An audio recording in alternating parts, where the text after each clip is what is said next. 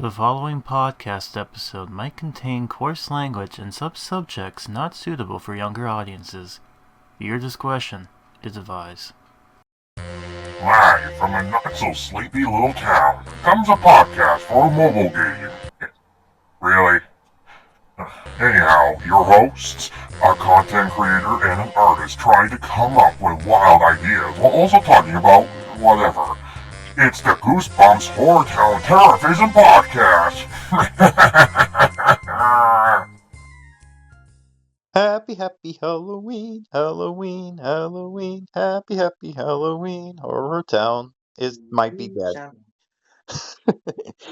Yes, we're on Doomsday now because this is make or break. We either got an update for Goosebumps, which I am gonna say I doubt, or basically we're at a point now where I'm basically accepting that the game is dead, but I can't confirm that until there's no Halloween update. Then I'm like, okay, now we know it's officially dead because they can't not do a Halloween update. Even when the game was dead 2021, they did a Halloween update, so it's like whatever. But yeah, hope you're having a happy spooky month. Grim here as always with Alistair. Hello. Unfortunately, Mortals, happy Halloween. yes. Unfortunately, Jester is not here today. They've been busy with other things, the trick or treating most likely. So lucky them. They might be appearing next episode though, as a consolation prize. Like they said, they might come on for the next one. So we got a special guest from that, and of course, am I forgetting somebody? Hi ho, it is me, Kermit the Frog here. Yeah, so I guess since you mentioned Kermit, we might as well talk. I remember how I talked about how Disney didn't give a fuck about the not Sesame Street. What the fuck's wrong with me? It's my mind's on other things. For They're not the Well, I Muppets. mean, they're both I mean, technically owned by Jim Henson. yeah, they were built by Jim It's- Henson's Muppet Shop. So yes, they are Muppets, but not they don't own them. The Sesame Workshop owns them now, but or there used to be Children We Workshop. also have to consider the fact that Kermit did make his one of his more prominent roles Yes. in Sesame Street before He was getting to the Muppet there. Show. He was there because with Jim, he's been the. Anyways, so with the Muppet Show, there were rumors talking about how there's Seth Rogen is helping produce a Muppet Show special as a celebration of, I think it was 45 years since the first episode ever hit on BBC. And they've confirmed that news recently, saying that yes, this thing is happening. So there is a special coming out that's supposed to be the Muppet Show. So it's like after God knows how many fucking years, they figured, why don't we just reboot it, right? So they have a special guest coming on. I don't remember who it was. They did mention who it's like they announced who it was going to be. I remember looking at it. Yeah, it's like starts with an S. That's all I know. But yeah, Sabrina Carpenter. Yeah, so she's the special guest for this episode, or this special, and you can thank Funny Monkey Man for that. Monkey Man. Yeah, because Seth Rogen was the one who helped produce this thing to happen. So it's. Or I know him. I'm not a fan of Seth Rogen, but there are some things he does good. So I'll give him credit where credit is due there. But I'm not really a big fan of Seth Rogen either, especially in his portrayal in like Santa Inc. With the exception of that one scene where like Santa actually fucking got real with that elf chick. I know. I mean, there was a moment where they could have saved it, but they're like, nah. So it's like, okay, fuck this show then. But that's a whole other thing. That was like years ago though. But then his personality too online. Like he was famous for fucking doing shit on Twitter, which is just like, okay, dude, you need to log off. But anyways, besides the point, yeah, Muppets are back. Yay! Do the Kermit like wagging around, like playing the famous flailing around. Man, this one does not like my high pitched noises. Yeah, basically. So that's that. There's not much news about that. We'll probably come in once we finally know what. I think it's coming out next year, most likely. The Yeah, I idea think it did say behind, next year. yeah. So the idea behind this is that it is a special, so it's a one-off, but it's the hope of this becoming a pilot, thus making it into a series. That's the hope. If Disney's fucking Right. smart, which we know they're not, so hopefully, Yeah, I don't know. hopefully They've it been comes kind of back. they've been kind of dipping into the nostalgia lately. Yeah, I know. I mean, they're doing the Muppets 70th anniversary, which is basically just here's your fucking magnets. Enjoy. Here you go. Here you go, fuckers. That's all One you get. one magnet to hang your homework on the fridge. Oh yeah, we also put the Muppets in fucking we were kicking fucking Aerosmith out, and here's the Muppets in the Rock and Roller Coaster. There you go. Oh, and we got rid of the classic Muppet Vision 3D. Fucking happy anniversary, bitch. Anyways, I did talk about that in one of the episodes previously, so we won't delve into that very much as much. Um, we have other things we want to talk about for sure. I'm trying to think if Yes, I can for find the sure. list. Before I go ahead and talk about my stuff, because you're, Alistair, you've been gone for a few months. Why don't you talk about Right. what you want to Right. talk about? Not everyone on your podcast knows this because I don't think any of them bother to go over to my side of YouTube, but I am a well-known gotcha player. I play games like Genshin Impact and Zenless Zone Zero. Uh, mainly these days I've been playing Genshin Impact because of the whole Nod Cry update. Vampire's seen some footage of it and has actually co-hosted with me on a stream once Oh, cool. in terms of Well, it. technically, in terms of the game itself, I co-hosted with you on numerous occasions, especially that Right. one guy who, did you know, has a degree or a PhD? I have a scholarship. Did you know Yeah, that? he has a scholarship.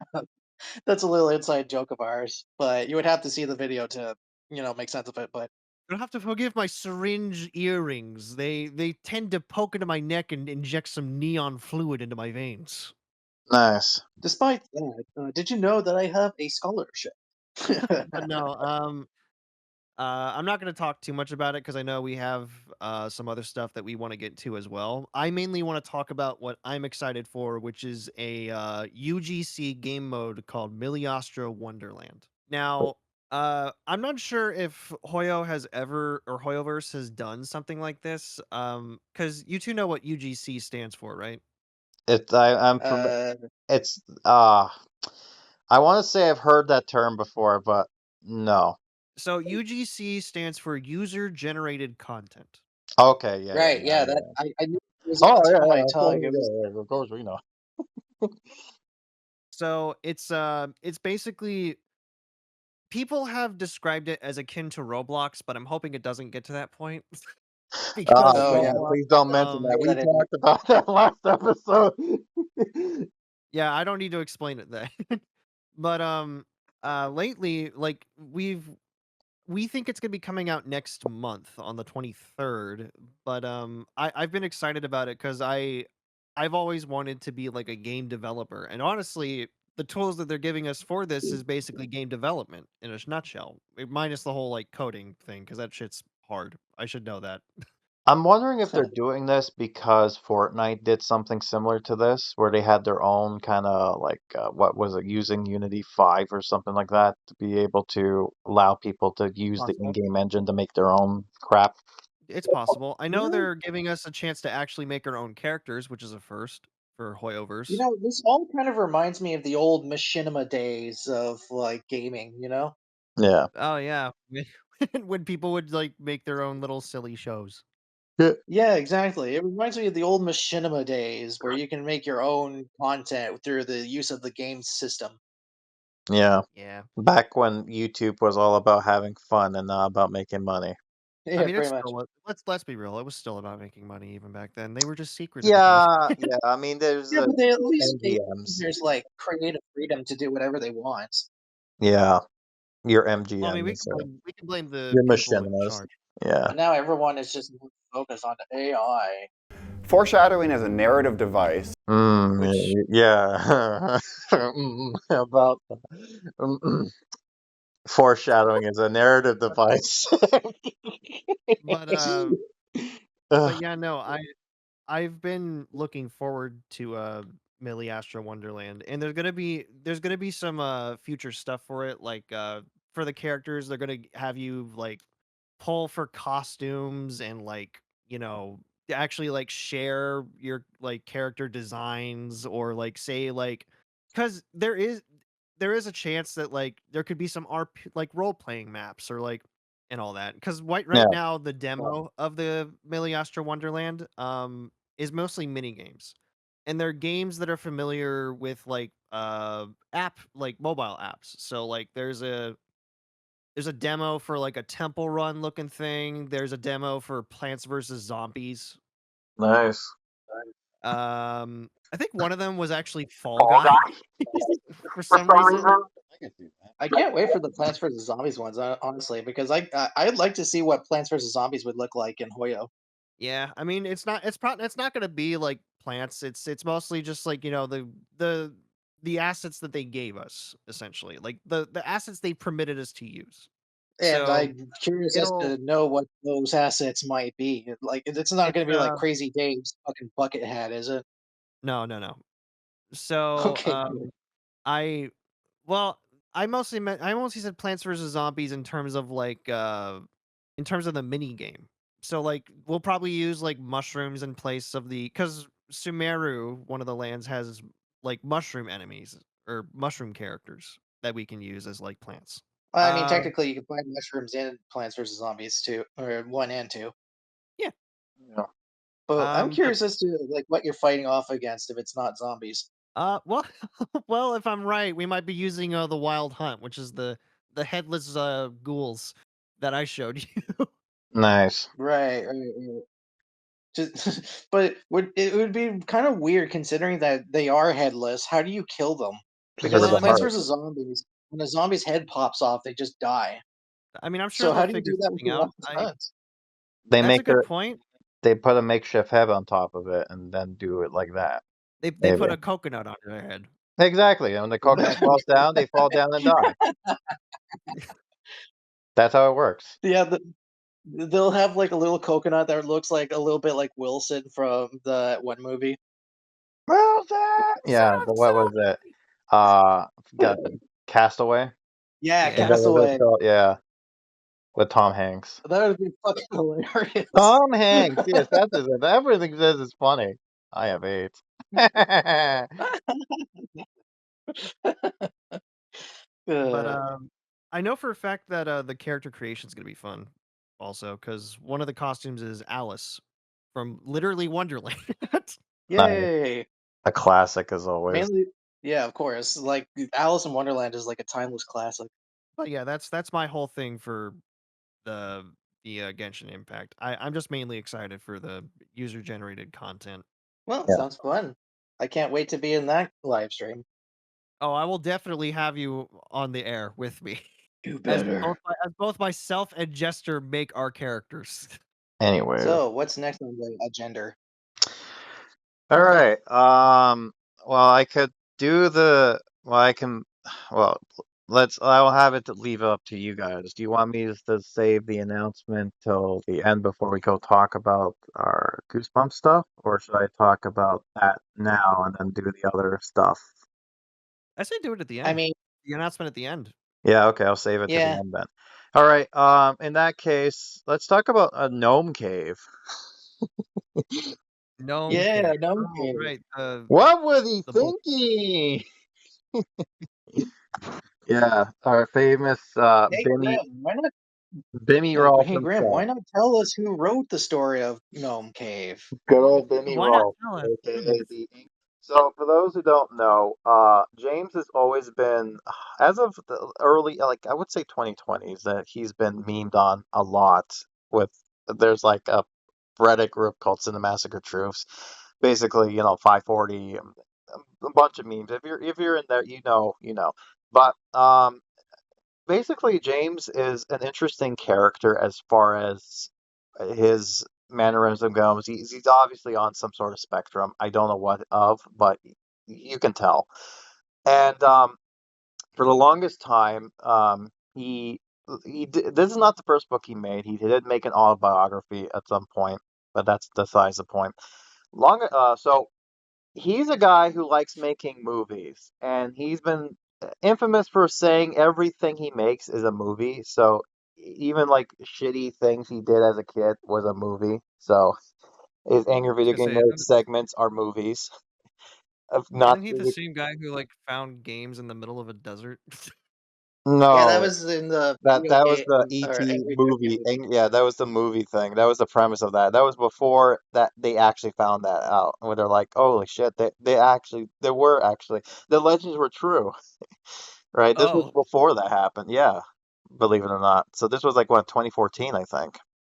But yeah, so he fundraised the movie, and needless to say, he didn't have fun with it. He found out that he did all the wrong things, and the film came out, so that was an accomplishment within itself. But yeah, needless to say, it wasn't that great. I didn't see it myself. I've been hearing it from other people, but like, yeah. But long story short, he had it gave him PTSD, let's put it that way. So he has been well, that's having a hard time trying to make movies now because of my kids and my wife. So he wants to be a family man. So because of that, he has no time. Hmm. It's a running gag on the truthers. But needless to say, a few years ago, he ended up making a video called my horror movie concept, right? Because he said he wanted to make a short he wanted to make a horror movie again, like he wanted to make a short horror movie, but the problem of it was he had no time. So instead, he's saying, "Why don't I just do a concept and kind of tell you at least the first act of it?" And he gave his premise out. He didn't know what the title was. He said maybe Gnome Cave or Pinal Park or Slay the Mind or something like that. Again, he ended up leaving with Gnome Cave for some fucking reason. But anyways, so the idea behind the book was this is a horror story he made, a short horror story. It's a novella, so this is like probably 90 some pages or so. So not a whole lot, but it's an interesting short story. From what I understand for people who read it, it's basically like it could be an interesting book for like say like if you're into Goosebumps, this could be something interesting for you, but it obviously because of James's autistic nature, it's very odd for like the characters talking and the way he shot it. He kind of read it as if it was this weird mix between a screenplay and a actual story book. And the premise behind it is that there's a guy by the name of Dante. He's about 40 years old, a truck driver, and he's a miserable life. He's in his mid 40s. He's going through his midlife crisis type of shit. And going to grandmother or his mom, who ended up dying at some point. And then as he's going through her stuff, he came across a Polaroid picture of him and his friends. And there was this ride he went on called the Gnome Cave. And there was this basically imagine a crappy dark ride with generic like they tried to make it be like Disney, but failed miserably because of how cheap the park is. So the way they described it is the park itself is not like your Disneyland. It's more like a how I would say. So it's not like I wouldn't say it's like a you know how sometimes there's like carnivals that come into town that kind of has like those makeshift setup stuff. It's like a small time oh yeah. theme. So it's more like a small time theme park, but it's not that expensive. Like say your Santa Village of sorts, kind of like that. So there was a little theme park kind of like that, and they had this gnome cave. So the idea is that you would be in this ride, and supposedly they had this scary ass dragon animatronic, because of course it had to be a dragon because of James. But supposedly kids were fucking terrified of this thing. And they tried their best to remodify this fucking terrifying dragon, but to no avail. Kids fucking despise this thing. So instead what they did was when they came to this part of the ride near the end, it's like, the dragon attacking the village. The brave warriors who want to go, you can turn to the left, but if you don't, turn to the right. So basically, there's this. You're in this minecart, and it's described as there's four people who can sit there, and then there's the driver's seat. So the driver has this lever that can go left or right, and you get to the fork in the road where you can go one way, you get to see the dragon, and the other way it basically bypasses the dragon, and you go out. So whatever. So it comes to Dante's turn. He's in the driver's seat, and he's too chicken shit, so he goes right. So he ends up bypassing the dragon. And he's been basically eating this shit up for years, and he's like, he wanted to see this fucking dragon. They made a promise they were going to do it, never did. So now he's like, I want to see this fucking dragon. So he goes, meets his friends after how many years, right? They're also in their, 40s or 30s or whatever. And they basically said to him, all right, you know what? Well, you will humor you. We'll go to this park if it exists. And, the park has been abandoned for a few years, right? So it's basically been abandoned.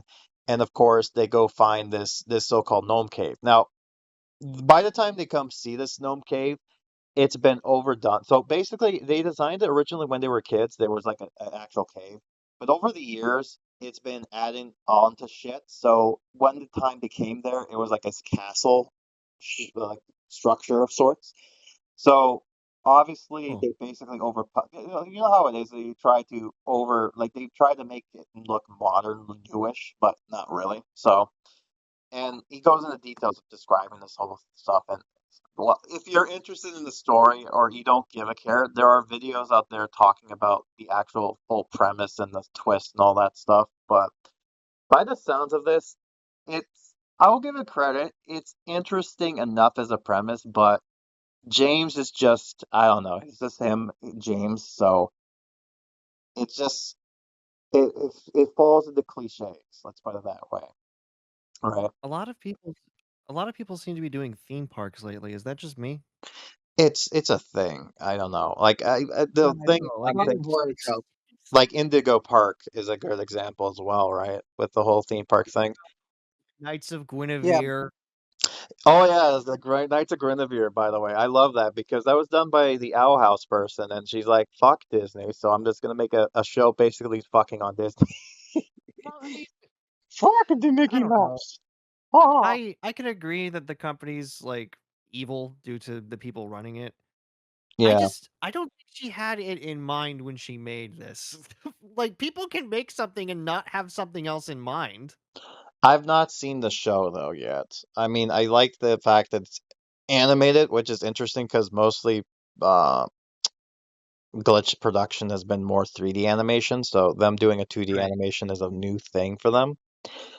I do like the art style to it. I'll give it that, and the premise seems interesting enough. I haven't seen the pilot though, so I've seen bits and clips of it, but it's like, yeah.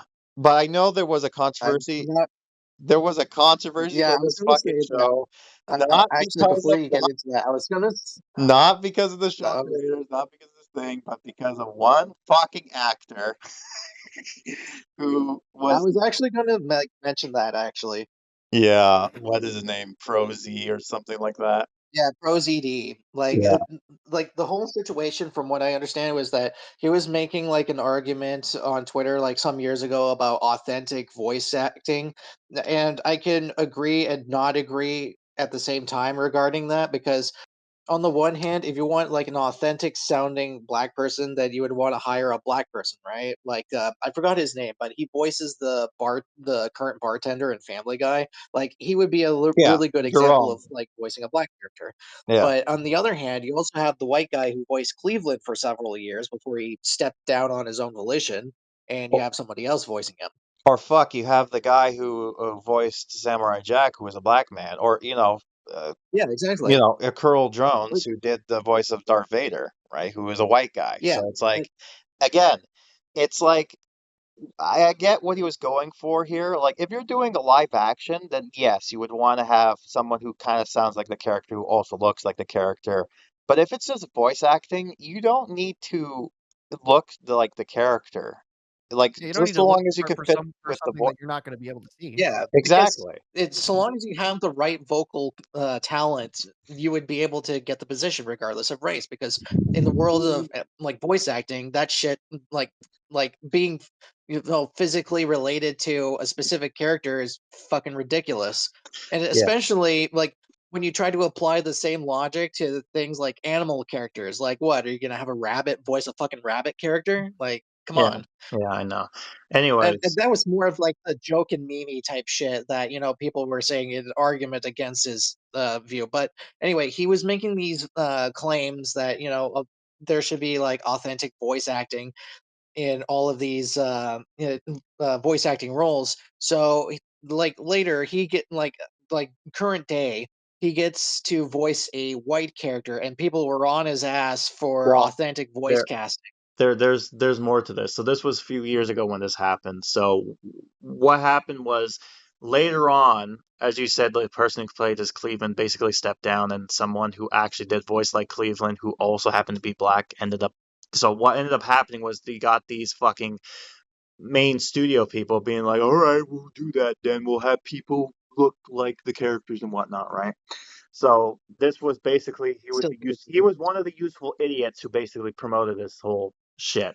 And he ended up at one point he ended up bitching online being like, I was supposed to do a voice. Like I went to audition Oh myself for a yeah, voice yeah. character, and then they sent me this one character. It's like, well, I'm okay with this, but can I do anything like that? I mean, no, I'm sorry. This is the only thing because of your Asian, so it's like a somewhat Asian character. And it's like, oh yeah, great. Yeah, so he was bitching about So that. he It's like, basically you backed reap them. what you sow, motherfucker. You wanted this. Yeah, he wanted to So, voice one of the other characters, but he said that they were animated as white, so he couldn't do it. yeah, that was one of the things, right? They were Caucasian, let's say. So So, yeah, he anyways, Yeah. basically realized fast his forward to mistake. today.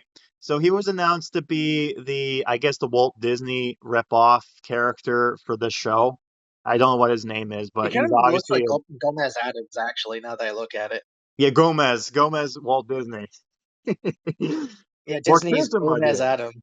Yeah, that's what he looks like, honestly, right? But again, like Yeah. I don't have any problems with the fact that he voices the character or he's there. Like I'm obviously like I haven't seen the show yet, so I have to see what he sound like, what he present, like how he presented himself, because he obviously could have been well for the role.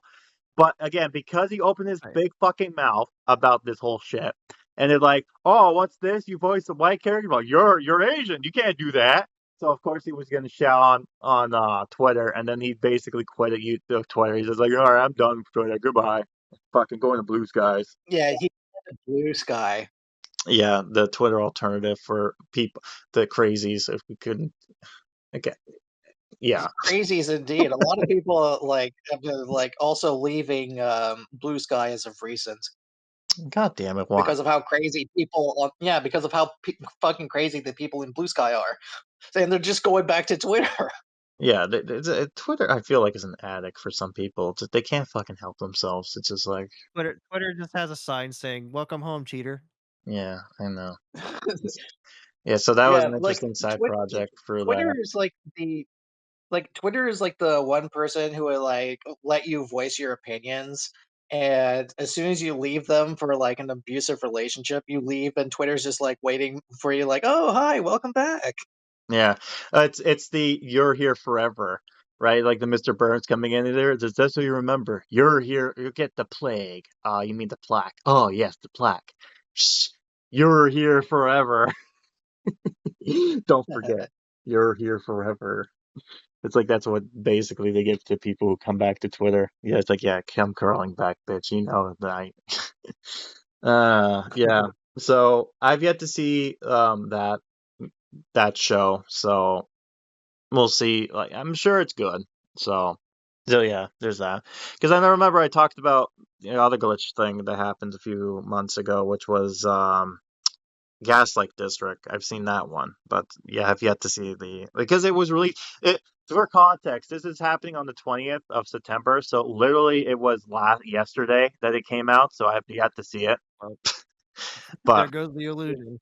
no, they know that this So that, episode. so like They in future know that. reference, we'd have to say like the dates of when we heard of this. Like for example, September 19th is when we heard the Yeah, thing.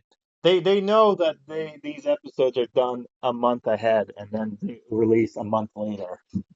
So we Ah, try to Yeah. fit the narrative. So it's like, well, we know that Halloween is going to be the episode, so we're going to make sure that we do Halloween early for us, so that way by the time it comes out, it's like, oh, it's appropriate, right? That's usually what we tend to Yeah. do. But anyways, so there's that, I guess. But speaking of things that were released last month, we had the Goosebumps game that we talked about, I think previously, which was Terror of Little Creek. Terror and Little Creek. I've Yeah. yet to play that game yet, but I have seen some clips and whatnot, and I have to say I was pleasantly surprised, and I was fucking right. That game looks a lot Uh-huh. better than fucking Dead of Night. I'm gonna say that right now. But Yeah, I like it a lot better than Dead of Night, here's the obviously it also looks a lot more better than Goosebumps Horrorland. But out of the two, I still like Horrorland a lot better, mainly because of the mini games. yeah, definitely. I will say And I though, like a lot of people when they look at the game originally, they're like, "What does this have to do with Goosebumps? It doesn't really look like Goosebumps. Like, you could probably like, okay, you get to sleep." But once you played the game, it's like, okay, so they definitely had their references in there, and you can tell that this was a Goosebumps game. So they had their things in there.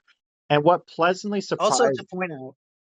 Also to point out, it's not just the references that also make it a Goosebumps game. Once you play through it, the story actually becomes a little bit more um, obvious that it's going to be a Goosebumps game. because it's revealed that this is well, I'm not going to spoil the ending per se, but it's revealed that this is basically a sequel to The Girl Who Cried Monster, Yeah, which is and actually that's cool, which I thought was cool. I was like, wow, okay, 'cause that's interesting twist, right? Because they don't make it obvious of what's going on here, and then they go ahead and have this like secret society of like these monster protectors or hunters or something like that.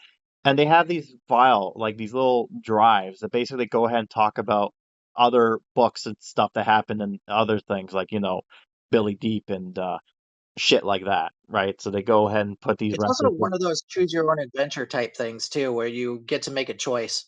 It's one, yeah, but I think it's one of those you get good ending, you do good thing, you do bad ending, you get bad thing. That literally is as simple as Yeah, that. There's no complex of different multiple endings. It's just like you do good thing, you get good ending. You do bad thing, you get bad ending, right? So, but at least I'll give it that. At least they gave us two different endings, so it's like that. There's that, right? But yeah, it's interesting how they kind of bring this a whole thing around and although the two monsters, like the mummy and the phantom, although they don't specifically say it's based off of the Phantom of the Auditorium, it's like, oh, it means, come on, you might as well just it's say just a it, joke. right? Just come on. But yeah, but then they also do stuff like they do references of the evil mirror from the Let's Get Invisible storyline is placed in there. And it's just like, got the gnomes, of course, there's this little Easter eggs, and it's just the mask you can, Sloppy's in it.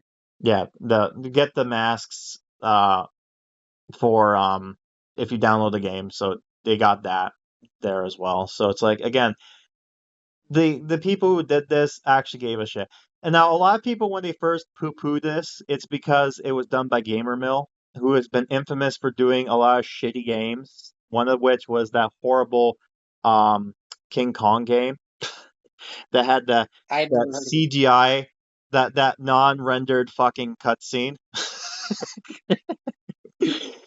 So they were kind of like that, they were kind of like, oh, maybe it won't be good, but I'm they did a even good job with this one from the looks of it, so I can't wait I to was gonna play it. say, even a bad company can have like a hard like a golden goose. Yeah, exactly. And I can't wait to play it when I can. I'm hoping to play it You mean sometime a soon. diamond in the rough sort of thing? Yeah, and be able to show it off because that's part of my whole thing here. So yeah, I don't know what else to talk about with that game unless it's hard because I haven't played it myself. It's more or less just seen from other people, kind of briefly looking at it, and I'm just like, oh, that's cool. Yeah. I'm sure you guys haven't played it too either, right? Nope. Yeah, I haven't really played it either. I've Yeah. only seen that one YouTube channel talk about it. Fuck, what was this? Nightmare Fuel. Yes, Nightmare Fuel. Yeah, Mr. Goosebump man himself. He recently, what was it? He recently got a Slappy replica doll from the movie. Not the movie, sorry, the show. And he decided to have a bit with that. Replica doll? Yeah. You But mean he the actually Disney show had or like the original series? no, the 2019 so basically what happened was he commissioned somebody an artist to do an actual um replica of the show version of Slappy the Dummy from the Disney Plus series. And Right. yeah, so they came with the actual poster of the Slappy Dummy during that whole back sequence thing. But one of the things he did have that was authentic was the Slappy dummy card, the magic words to bring him to life type thing. That actually was a scene done propped, so he had that with him. And Nice. the joke was that he read it, and then all of a sudden Slappy is alive. So it's just like, but yeah, it's actually a really good dummy because not only does it look like him, like actual look like the one from the show, but it's a functioning dummy. So eyebrows move, his eyes can move up and down, left and right, blink, and he can also talk. So it's like he's an actual ventriloquist dummy. I know that Aussie Goosebumps fan also has like a working ventriloquist dummy of Slappy, but this one was based on the original series. Yeah, that's the thing too, right? Because the Nightmare Fuel is a Goosebumps fan no matter what. Like he likes everything. Um, Oh, of course. the Bjorn, I think his name is. He's more 90s nostalgia. Like, and I get it because he grew up with the classics, so I get it. But he's really just nostalgia goggles. I'm like my 90s, you know, thing. I only like the 90s. Like fuck this show, right? He was on board originally, but then after he got disappointed with No Horrorland, he's like fuck this show. Fuck this version of Yeah. Slappy. The what is the stupid magician's name? Can do? Fuck can do. Can do. Yeah. Kind But of reminds me of like what would happen if like someone asks Can Do to do something and he just responds with just his name, like Can Do. Like Mr. Meeseeks. Hi, Mr. Meeseeks. yes. Do something Can for me. do. Can do. I love it that they do complicated stuff and they were able to get that done, but something as simple as having him do a golf thing is like the most complex shit. Well, it's mainly because they were working with Jerry and he's like the most Inept person. incompetent asshole in the world. Yeah, I know. That's a joke. But anywho, yeah, so that game Can is happening. So it'll be fun to play that game when I can. Speaking of, I guess that means we can do an announcement. Unless, is there anything else we're missing talking about, or in terms of Terror and Little Creek, no. okay. So I guess let's talk announcements then, based for Okay, me. So got it. I'm going to assume by the time this comes out, I don't know when that will be. I guess I have to basically hold off until I get this update video out. So I'm gonna hopefully have the update video out before this podcast comes out, or else this will just ruin everything. I But believe in you. so, like the next time it would be the next. So I guess the 25th would be the next one then. Okay, well that's kind of late into that, but whatever. So I should have it by then. So I'm gonna reveal it right now. So I've been working on some things in the channel. This year has been kind of shit, let's be honest. There's no updates or anything like that. So moving forward, I've been doing some things for the channel. Namely, I'm no longer covering mobile games anymore. If I do, I'm doing it on the separate side channel. So kind of like what I've been doing right now with the other Snoopy game. So there's that. The big announcement is one of the big announcements is the side channel I had, the one that's been dead for God knows how long, a few years now, which is Grimokan of Shadows Past, is no longer going to be a thing.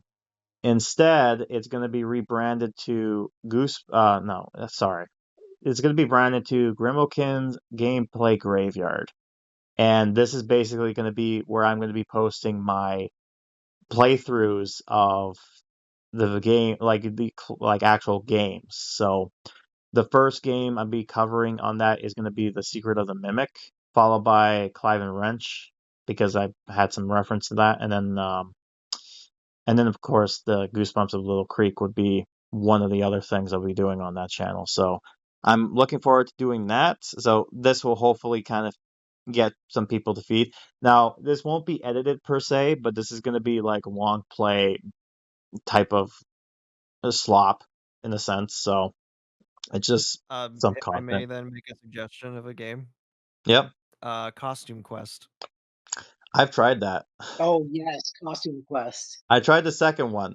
I don't know what it was, but I couldn't make anything from that. You know what? If I do that, then I'm gonna have to have one of you guys be on the on the actual recording because I Be a need vampire. content. I need to make stuff. Be a Yes. vampire. So Yes. we'll do that. Okay, I can do that then at some Yes. point. Because So I've been on one of Alistair's live streams when he did Costume Quest, and I had like a roaring time. okay, I so plan on doing the second one for this year. yeah, So so Yes, drag okay, me, drag so we'll do me. we'll do that. Oh, we'll do something like that. But yeah, so basically this is gonna be so previously the channel was for live streams as far as like Twitch stuff goes, but I don't do that anymore because well, Twitch has been the shit since the last I've been Oh there. God, I don't even want to get on So Twitch right now. so I basically this is gonna be basically how I did way long ago, where I'm gonna be recording these gameplays, long play, and then kind of putting them up there for whatever. There will be an edited clip at the beginning to kind of give you a teaser to kind of like, ooh, that's funny. I want to watch, right? But it's going to be basically no edit. Don't have your hopes up for editing stuff. It's going to be basically what you see is what you get from me. So, Yeah, uh, this is what we call a hook in the entertainment industry. yeah. As I described it, is basically this is DSP gaming level of fucking video you're watching. So, so don't expect anything too highly edited. So hence why I changed the name to Gameplay Graveyard because it's literally just my fucking gameplay being thrown out there, and you want to watch, you go ahead. But yeah, but anyways, Do that's you? besides the point. The bigger announcement, there's two. One of them is for this podcast. So as you know, Alistair and Jester has been guests of this podcast for every 3 months now. Like so, every season they come in. They're gonna come back again for the end of the year kind of stuff. But what we're gonna do instead is we're going to have them be permanent guests. So come season 3, it's gonna be instead of me and Vampire, it's gonna be 4 of us. There's 4 of Yeah. us. There's 4 of us. The closely you will see. And each one of us are going to have our own special story we're going to share. Yeah, so and I'm instead excited. of which will be easy for me because the other big and so this is part of why I'm bringing them in here because it makes it easier for me because I don't have to focus so much. Because as you all know, this year it's been lackluster. The first beginning of the year was okay because we did I can't even remember what it was, the Please Don't Feed the Bears update, which was it was good. Like it was okay, right? I don't know how it was per se, but I had a decent time with it. However, ever since then, I've been making this shit up on the spot type of the stuff, right? To leveling degrees of entertainment. We've been managing to make it passable, so that's good. But there's a reason for that. My mind has been elsewhere and focusing my attention. The first part is within this channel is that since I'm no longer covering games and whatnot, what the hell am I going to do into the main channel? Well, I am starting a new show coming out called A Grim Retrospective. And it is actually going to be starring these lovely folks, Jester included. So these guys are going to be voicing my gals, Peachy, uh, Go. Gail, and Willow. The little shit. And the gun. Yay! Yeah, so as a thing, it's like these characters are going to be puppeteered, so it's going to be a puppet show of sorts. And the first episode to this that I announced is going to be the Haunted Mask. So it's going to be a Haunted Mask retrospective. I'm hoping that this video won't take me a fucking eon to make, but this is going to be my first time tackling actually writing a script down and doing research. So it's going to be entertaining to see how well I do this, but this was one of those projects I wanted to do that kind of been like one of my bucket lists, let's put it that way. So at least I can achieve that and be happy with that. And Right. I'm looking forward to the puppets coming in. First one's coming up this Gale, so Alistair is going to be with me as far as the voiceover work goes, which is going to be exciting. Oh, with you in virtual spirit. It virtually will be there with me. Your voice will be there in spirit. So there's that. So I'm happy for that to happen. But the bigger announcement, and the reason why I've been lacking on updates as far as stuff, is because my mind has been elsewhere. Because I am announcing that I'm making a new book series, Holly Fears, which is basically give yourself goosebumps, but with holiday twist. So I've been focusing my attention on that stuff. And the first book is coming out soonish. I wanted to get it out this year, but I don't think it's going to be possible just because how busy I've been. I'm hoping it to be done. I'm aiming to be early 2026, but we'll see what happens. Again, the announcement is I'm making the book series. So once I'm comfortable enough to be presenting what the book is when it's going to be revealing when it's going to come out, type of thing. So I'm going to be pulling a Bimmy and doing that. And I basically hired a voice actor to host the as the narrator of sorts. And I won't reveal to you who she is as of yet, but she, once we get the first book out, I'll reveal who she is as far as the narrator. Because I'll give you a spoiler. This is basically like how Curly is the narrator to our horror stories, she's going to be the narrator to the book series of sorts. And I'll explain more. I probably explained it more during the whole announcement video per se. But I did give a teaser to the main antagonist to this first book. And the silhouette is, well, when you see it, you can get an idea where we're going with this, or what the book's first book might be entailing. And if you know anything about me and this channel, then you probably know who we're basing one of these people off of. And I'd be and if shocked if you all did. remember too, I mentioned how remember Mr. Ringading? You probably know like we had something going on here. Mr. Ring-a-ding. Mr. Ringading, yeah. Yeah, so that's another inspiration. So it's like, oh, that's what they're talking about. Right. So, yeah, it's just perfect timing for that when that happened. It's just like, oh my God, this is perfect. But yes, so I'm excited for this to happen. It's going to be an interesting way. The thing is too, the book series, it's not going to be your typical choose your own adventure. This is going to be a bit of an RPG in a sense, like a role play game of sorts. So this is a game that you can play by yourself or with a friend. And the way it's going to be going about this Okay, that's is, interesting. yeah, there's going to be a live system in place. So it's like a cheap ass video game of sorts. And the way it goes about is that you know how usually when you read a choose your own adventure book, when you get to an ending, it's like, oh shit, that's it, and then you just fucking try it again type of stuff. Well, in this book, there's checkpoint systems. So when you get a game over, you go back to the checkpoint so long as you have a chance.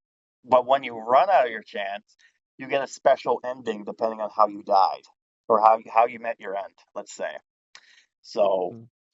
so there, as of right now for the first book, there is going to be 7 unique bad endings, one a good true ending, right? And I'm aiming to be 150 pages of content plus the not including the ending. So this is like 150-ish pages of stuff. So it's a novella of sorts. So it's lengthy, but again, the size of it is going to be like your typical Goosebump book, so it's not going to be too long of wording stuff, but it's big enough to be. I looked at the page, so let me see how many words I have currently so far. Again, it's not fully done. I have it about, as of the recording of this, I have it about, I would say close to 70% done for the actual original draft. Once it's done, I have to reread it, redo it again. Then I have to have checks and all that stuff, and then go from there. So for now, the words I have right now done is 21,126. So that's a Nice. lot of fucking words. Yeah, I'm excited about this project. So I'm hoping the series kind of goes up about. The aim of this is going to be, of course, going to be through self-publishing. So it's going to be on Amazon because, of course, they were originally a book company, so it's like might as well go for them. I think They for were? now, yeah, they were. They originally were like a book of buying books off of them type of thing. That's originally where they came from. Um, but besides that, the I think when the book comes out, it's going to be paperback only at first, just because as a choose your own adventure, I want it to be more or less kind of authentic to the point. And because this is aiming to the Goosebump crowd, like the people who watch this channel, of course, you kind of are a Goosebumps fan, and it is first and foremost a book series. So obviously you guys are able to read, I hope. So obviously you would You want guys to have have a been book sitting under a rock? in your hand. So have it in your collection would be cool. I don't know, but yeah, it's just it's a project, so we'll see what happens. I'm not expecting this to blow up or anything, but it's one of those things I want to achieve to be like I did a thing, right? And I Oh, I'm fully already expecting I was gonna say, I'm fully expecting your book to appear in every book fair at every school. yes, and not only that, but I have Glitch actually make a series based off of it. I can, I can already we picture it we need now. someone with like animation skills for that one. I can already Yeah, picture it now. They'll be doing a holiday special saying Happy Holidays, and then it's going to be a sneak teaser. It'd be like, oh, by the way, Holly Fears are coming up here. It's like a new series stuff. It's just like, ooh. And if they want to be really curious, they could do a choose your own adventure style, and it'd be like, ooh, there'd be an original kind of like platform thing because there have been people who've done choose your own adventures style video like Markiplier is famous for that because his movies, quote unquote, were basically choose your own adventures, right? they were. So that's a thing, right? So I'm excited for the project, let's say. So I'm looking forward to it, and of course the artwork is going to be done by Vampire, so he's helping me with that, as well as another artist I've commissioned as well to assist me as far as when it comes to some of the internal artwork goes. So it's two different artists. Uh, I'm having my brother is assisting me when it comes to the cover, the actual like design of the font, the logo, as well as the borders and stuff like that, because I have a vision of how it's going to look. So, it's going to be basically a Goosebump feel, but you're gonna when you look at the book, you're like, okay, this is obviously kind of like inspired to Goosebumps, which is what it's supposed to be. So the idea is don't take this seriously. Like it is going to be spooky in the sense of like the elements of stuff, but and it's basically tongue in cheek, right? It's basically a Goosebumps premise where it's like B movie horror, comedy, schlock. So dark humor. So I'm basically I'm stuttering myself right now, but I'm just kind of hyped to see what this turns into. So. And I'm hoping to get this done soon enough so that I can actually reveal to you what the book is. So then I can go ahead and talk to you about my fan character.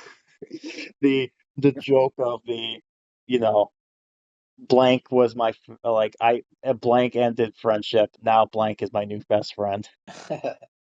Yeah, so, but the thing is, there are going to be elements of Goosebumps that are going to be inspiration to some of these books, of course. But at the same time, they are also going to be their own original thing. So they're not going to be 100% copy paste. It's going to be some inspirations to stuff. Like what you'll notice is that when it comes to this main villain character, this antagonist of sorts, is that obviously you can see parallels to what this is referencing, but at the same time, it's also its own original thing, which you'll see.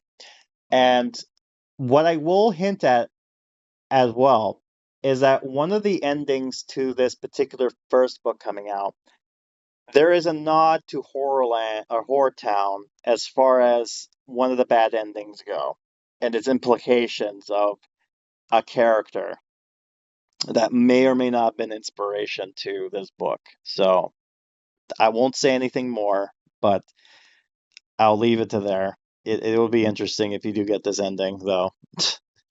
But yeah, I'm looking forward to this. So the demographic I'm aiming towards is going to be your in between preteen, teenage demographic. So like you're looking at I think 11 to 17 plus or 17-year-olds. But again, old people like me will probably read it as well, or people who are into basically if you're into the Goosebumps books, even nowadays, you'll most likely like this. And yeah, I'm hoping this turns out well. Let's just put it that way. I already have the second book idea coming up. So once this is fully done, I'm going to try to get the premise out there and then I will announce when it comes up. But I will say this, if you are curious, if you do like this idea of the concept of the actual I guess Holly Fears as far as what I'm calling them. There is a YouTube channel now basically going to be showing the announcements as well as posting for the book series. So if you're curious about that, you can go there. And if you're curious, the voice actor or voice actress, I should say, who's voicing the narrator is I'm trying to think of what her name is. She's a YouTuber. She does Spyro stuff. Let me see what I can. Hold on a second. I'm typing this as we speak, so. Maharu, I think it's her name is Maharu the Fox, I think is what she goes by. Miharu. Yeah, but she's basically a narrator for the series, so Wait, I do like her voice. she fits Oh well. yeah. She has a very unique voice. I will say that. That's why I picked her particularly because the character of this so-called the Curly of the Holly Fear series or the Crypt Keeper, the Tales of the Crypt. She The fits the narrator. role well. The narrator. She fits the role well because of her demeanor as well as her. Again, I want to share with you who she is, but I can't right now because the first book hasn't been out. The first book hasn't been revealed yet. Once it does, then I can introduce you to the character and then be like, ah, I see. Because again, you can blame, I will say this, you can blame Pixel for her name. I won't say more, but once you hear what her name is, you're like, ah, fuck off, Graham. But yeah, anyways, I did show these guys the character. Yes, anyways, let's just say that they love the character. They certainly love her. There was another thing I said, but I cut that out because you know. We didn't want to Embarrass didn't want to ourselves. We don't want to embarrass our co-hosts, so for their own safety, I decided not to disclose that love is the closest good thing about it. So let's go with there. yes. I will say this too. Depending on once I reveal who she is, a lot of people might love her too. Might do fan art as well on the funny green site, maybe. I don't know. Hopefully not, but yeah, I if that I ever mean does it's if gonna that be a ever given does regardless. happen to me or my characters, then I know I made it big. I did it. I made it on the Funny Green website. Yippee! It's gonna be a given regardless. It's one of the rules of the internet, man. If you don't like it, then don't be on the internet. Yeah, if it exists, it exists.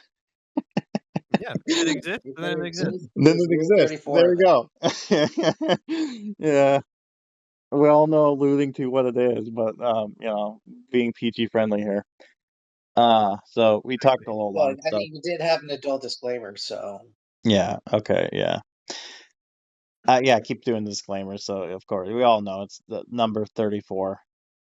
So, anyways, that's it for the announcement stuff there. So I guess we should finally talk about Goosebump Horrorland stuff, right? Horrorland, you mean HorrorTown? HorrorTown, my bad.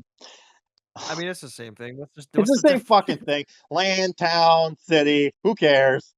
HorrorTown is a lot different from Horrorland. Yeah, there's one little property while the town is a big property.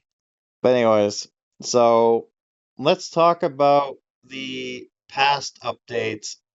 Because it's Halloween, we got one in particular, which is what I go hands down to be the best fucking update this game has ever done, period. Which is surprising because this is based off of a fucking movie, a mediocre movie, let's put it that way, which is Yeah. Haunted Halloween. Oh yeah, I remember seeing that. Yeah, that was a movie that existed. Yeah, but they You did know, an update, originally that movie was originally set to be based in Horrorland, but funnily then they enough. changed it to Slappy Halloween. Then they just turned it Haunted Halloween. So it's just like, but Oh, haunted I Halloween. mean, I kind of wish they stuck with Horrorland, but I know. Oh well. They I just remember. Only thing about that movie I remember is just Jack Black going, "Oh no, haunted Halloween." Yeah. That was funny. He wasn't supposed to be in the movie. They kind of wrote him as if he wasn't going to be there because he was currently doing the wall and the clock in it. The house with the wall and the clock in it, or whatever the fuck it was called. Because he was doing that previously, but he's just the like, house "Oh, with I'm the finished clock on early. its walls. I could be in the movie." So he's like, "Okay." Yeah, I knew yeah, I it did was that called first. The House with Yeah. the Clock in its Walls. Yeah, that's what it was called. It was based on the book. Yeah, but yeah, I remember that scene too, the balloons. Like, I knew it. I knew I wrote that first. Yeah. Again, what love or hate him, the I am Steve guy. I mean, He's Alright, actually Steve, making he's actually Steve. making something with Rudd, but anyway, continue. Anyways, so yeah, this update was the best. It was the longest as far as um the progression and quest line goes. It had more than you got two free characters, two premium characters, and a whole hell lot of like spawn scenes that were basically unique where you actually click on them and then they disappear and then you click on them again and then they go back to being inanimate objects, which was like kind of cool. You never seen that before when this first game came out. This was like the third update as far as event goes. So this was a really high, it went high up there. It was based on the movie too, which was like very surprising, but this was one of the first videos I did, which I actually completed 100%. And I remember this was one of my grounding achievements, as it were. And this was so big, in fact, that they ended up actually deciding to add more content at the end. And one of the things they also added was the book mechanic system. And this was like way at the end, like before this update hit, like ended, which was back in November. And then they also added Haunted Mask, which technically is not part of the Haunted Halloween thing, but it did get released during that part, so I guess you could technically say it was, but that had its own controversy where you can only get Carly Benner's stuff if you bought the pack, and that was it. You couldn't buy it via your Goosebucks, so that was too bad for you. But as far as the whole update goes, this whole update has been an embellishment. Like this was like the longest part I've ever done for a series, as well as just the way they did the story. A lot of people said they did it better than they did in the fucking film, which I get. One of the weirdest yeah, things though for that update is the character Sonny Quinn, I think his name is. He originally yes, looked like the character. And in fact, his in-game model does look like him in the movie. but his I guess his, what do you call it, profile image, they decided to change that midway. And I think that's partially due because he looked too close to the actor, which was like a big no-no. So they had to change him slightly to be kind of like the look like him, but not really, so that they can get away with copyright, because you can't do anyone's likeness without their permission. So it's like you can do the character, but you can't really do them themselves. You know what I mean? Like, so. I see. Yeah, so they had to change it real quick, but they did have the, like, if you look at the artist who drew it, you can see the original the Sonny looked like, and it was just like, oh, that looked exactly like the game model type thing, but it's Yeah. whatever.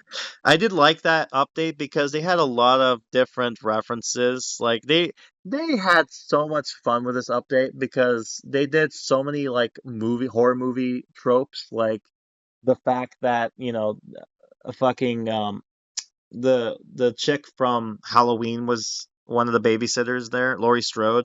She's there supposedly in Horror Town. Um, Candyman exists.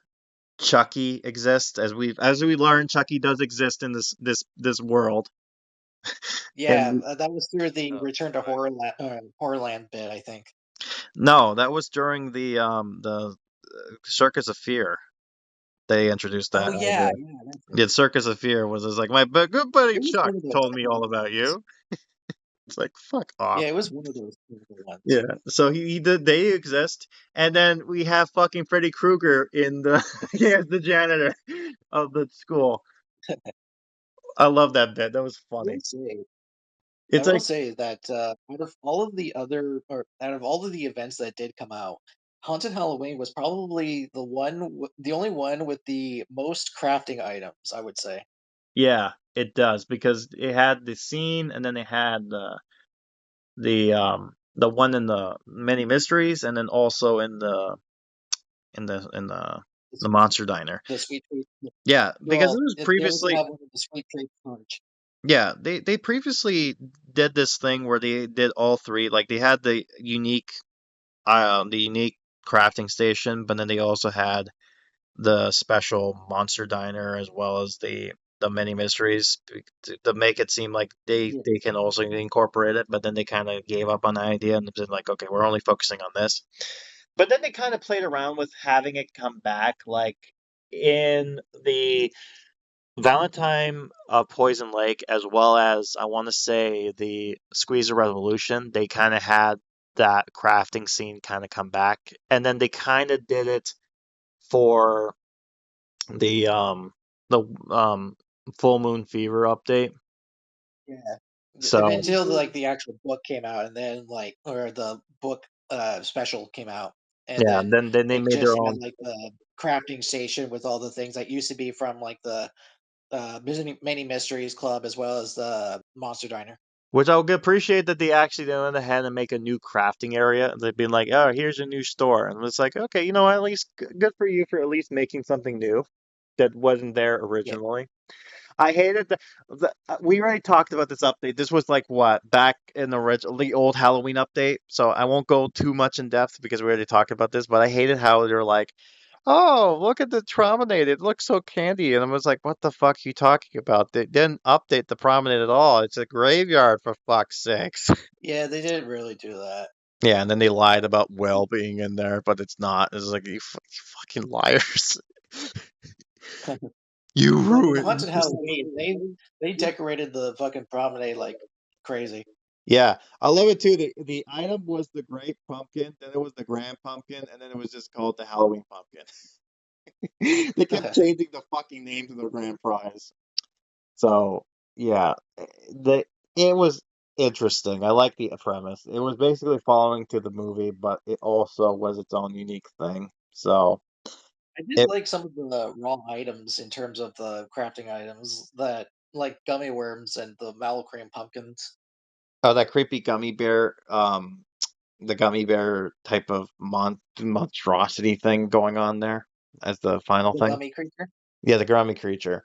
I did like how they incorporated the Junk Bros as well as having the Yeah. monster diner be included with some nasty monster slash Halloween desserts. My favorite is the fucking pumpkin soup thing. Oh, that would be stuffed pumpkin. Stuffed pumpkins. Like, the fuck is that? This Yeah, disgusting piece it of. just basically looks like leftover stew inside a pumpkin. It looks like dishwater, the dirty dishwater in the fucking thing. It's like, good. Yum, yum. They also made like an item for the sorrow choker too, called the polluted drink, which Yeah, is just like the sorrow choker, but I guess more toxified. I still love they call it the solar chokers. It's like, we all know what it is, but it's like, oh, I gotta be kid friendly, so yeah, solar chokers. Yeah. That's funny, but Really, yeah, I really liked everything about the Haunted Halloween update. there was The nothing many different negative. like Yeah, there was nothing yeah, negative about the update. It's 100% positive. I don't think there and the was fact that it had anything like a bad. really long storyline, just like really, like I really like. I feel like that was like one of the few events I did actually partake in, uh, because mainly because of the really long story and all the different items and all that other stuff.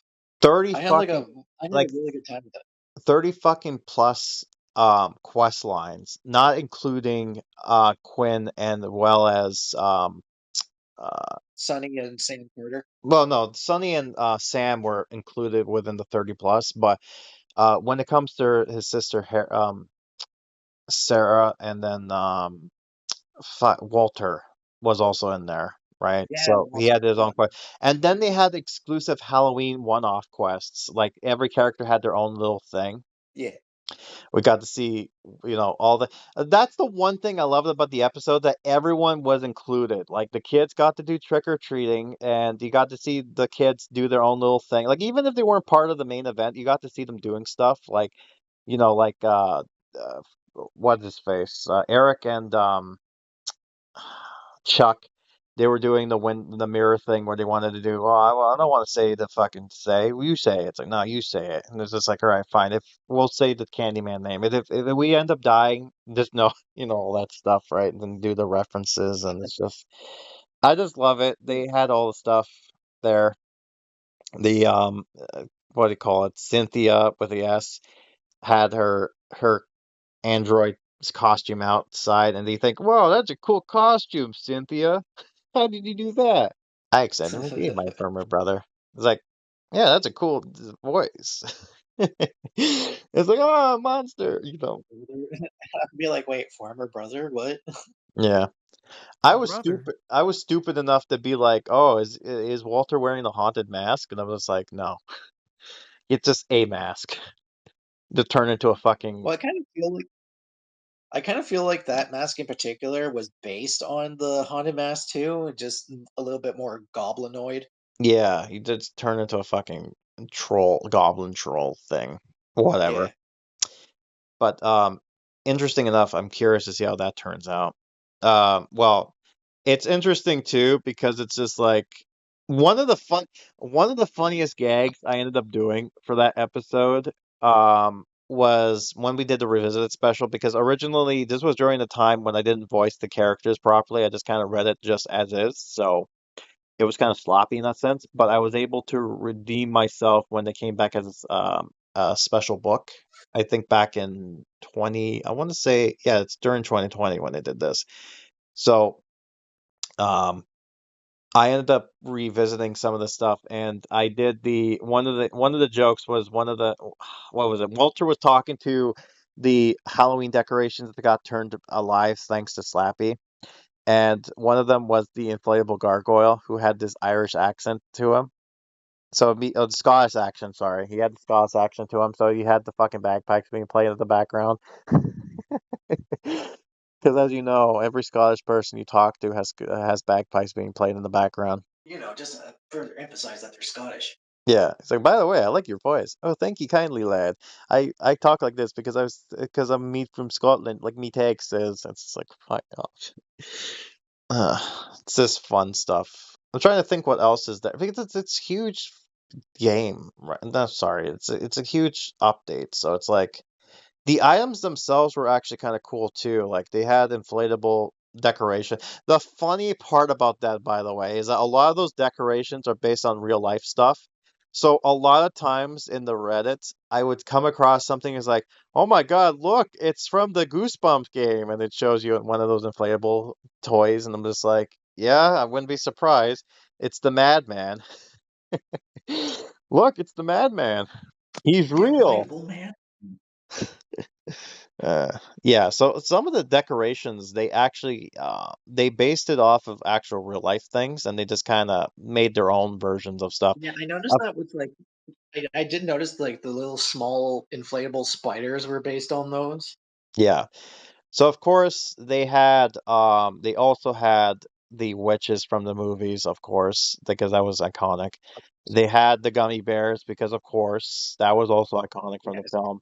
And then of course the giant spider balloon thing. the blue spider. And I remember I The laughed. spider with the Originally, I'm balloons. just like I was talking to somebody, or I mentioned something, and someone left a comment. I'm just like, how the fuck is it scary? How the fuck is a giant balloon spider scary? It's like they just pop their balloon. Like you can't be scared by that. Like what the fuck he's gonna do? Like give you a Get like static shock? And then someone just get like pointed a out to BB me gun. Get like a BB gun. Just start popping the balloons. exactly, and that was Yeah, just but you like, also have to consider that this thing can shoot webs.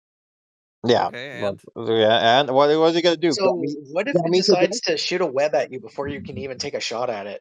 Okay, what is he gonna do? Gun me well, to death? He got balloons, right?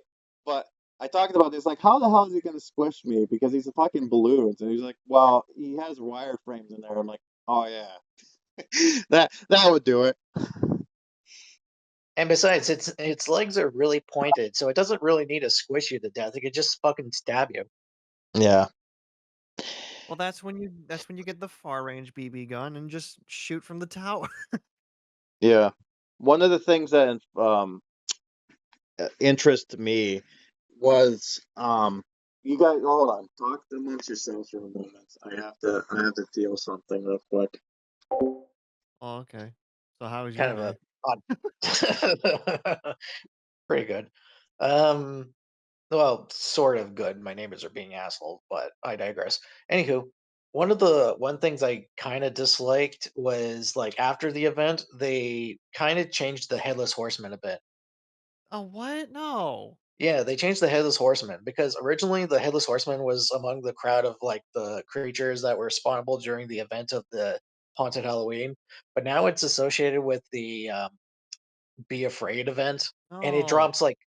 And what's really weird is that it drops the knight's armor, which originally used to be like a piece of armor that was from the Invasion of the Body Squeezers event. No.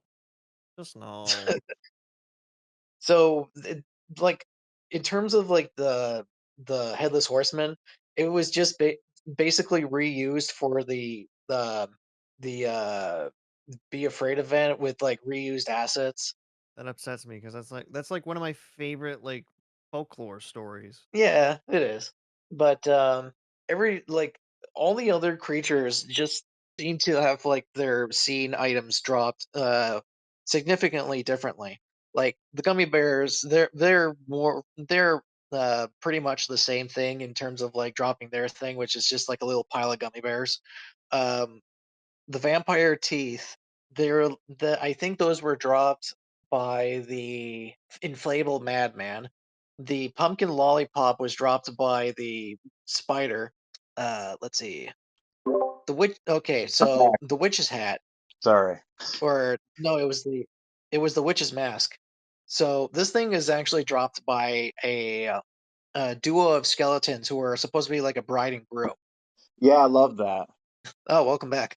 Well, I said I was back, but I'm Yeah, you sorry. said that a while ago. So for context, someone called me to be like, "Oh, we're coming to pick up food. You want some?" And I'm like, "Yes." But he was calling me Please. while I was doing the podcast. I'm like, hold on. I have to leave. All good, all good. But I was just telling Alistair about the one thing I didn't like is what they did with the headless horseman after the event. Yeah, yeah. They put him in the fucking Be Afraid event and gave him like quote unquote knight's armor, which is actually just the armor from the Invasion of the Body Squeezers event. Yeah. And then what they did too was they brought those items back when they did the Horrorland thing, which we haven't talked about yet, right? We haven't talked about Horrorland yet? No, we haven't. Yeah, not yet. No. So uh, at one point they did bring them back because it's like, here's some old items, you can come back and buy them. And yeah, they bring those back, and then they change the items to be dropping certain decorations. So, and then they left it so that some items, some of the scene items will drop candy stuff, and the other items will drop, like, say, masks and whatnot. So it's interesting, but Yeah, I was just telling Alistair about some of the things that the new monster, the new drops for the monsters and shit. yeah. Sounds like you all got cheated. Well, no. Well, kind of. Like after the event, like there were some things that, like, unfortunately, after the event, we didn't get a lot of the other crafting items. Like, for example, um, mallow cream pumpkins, gummy worms, and hard candies were completely gone. So we can't get those again. Same with the items associated with them, like mashed mellow cream pumpkins. Vampire teeth actually used to be a craftable, not a scene item, believe it or not.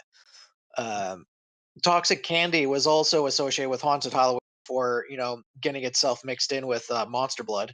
And they had to change toxic candy to look like the currency that was during the monster blood event, because the the original toxic candy itself was actually a little too resemblant to monster blood.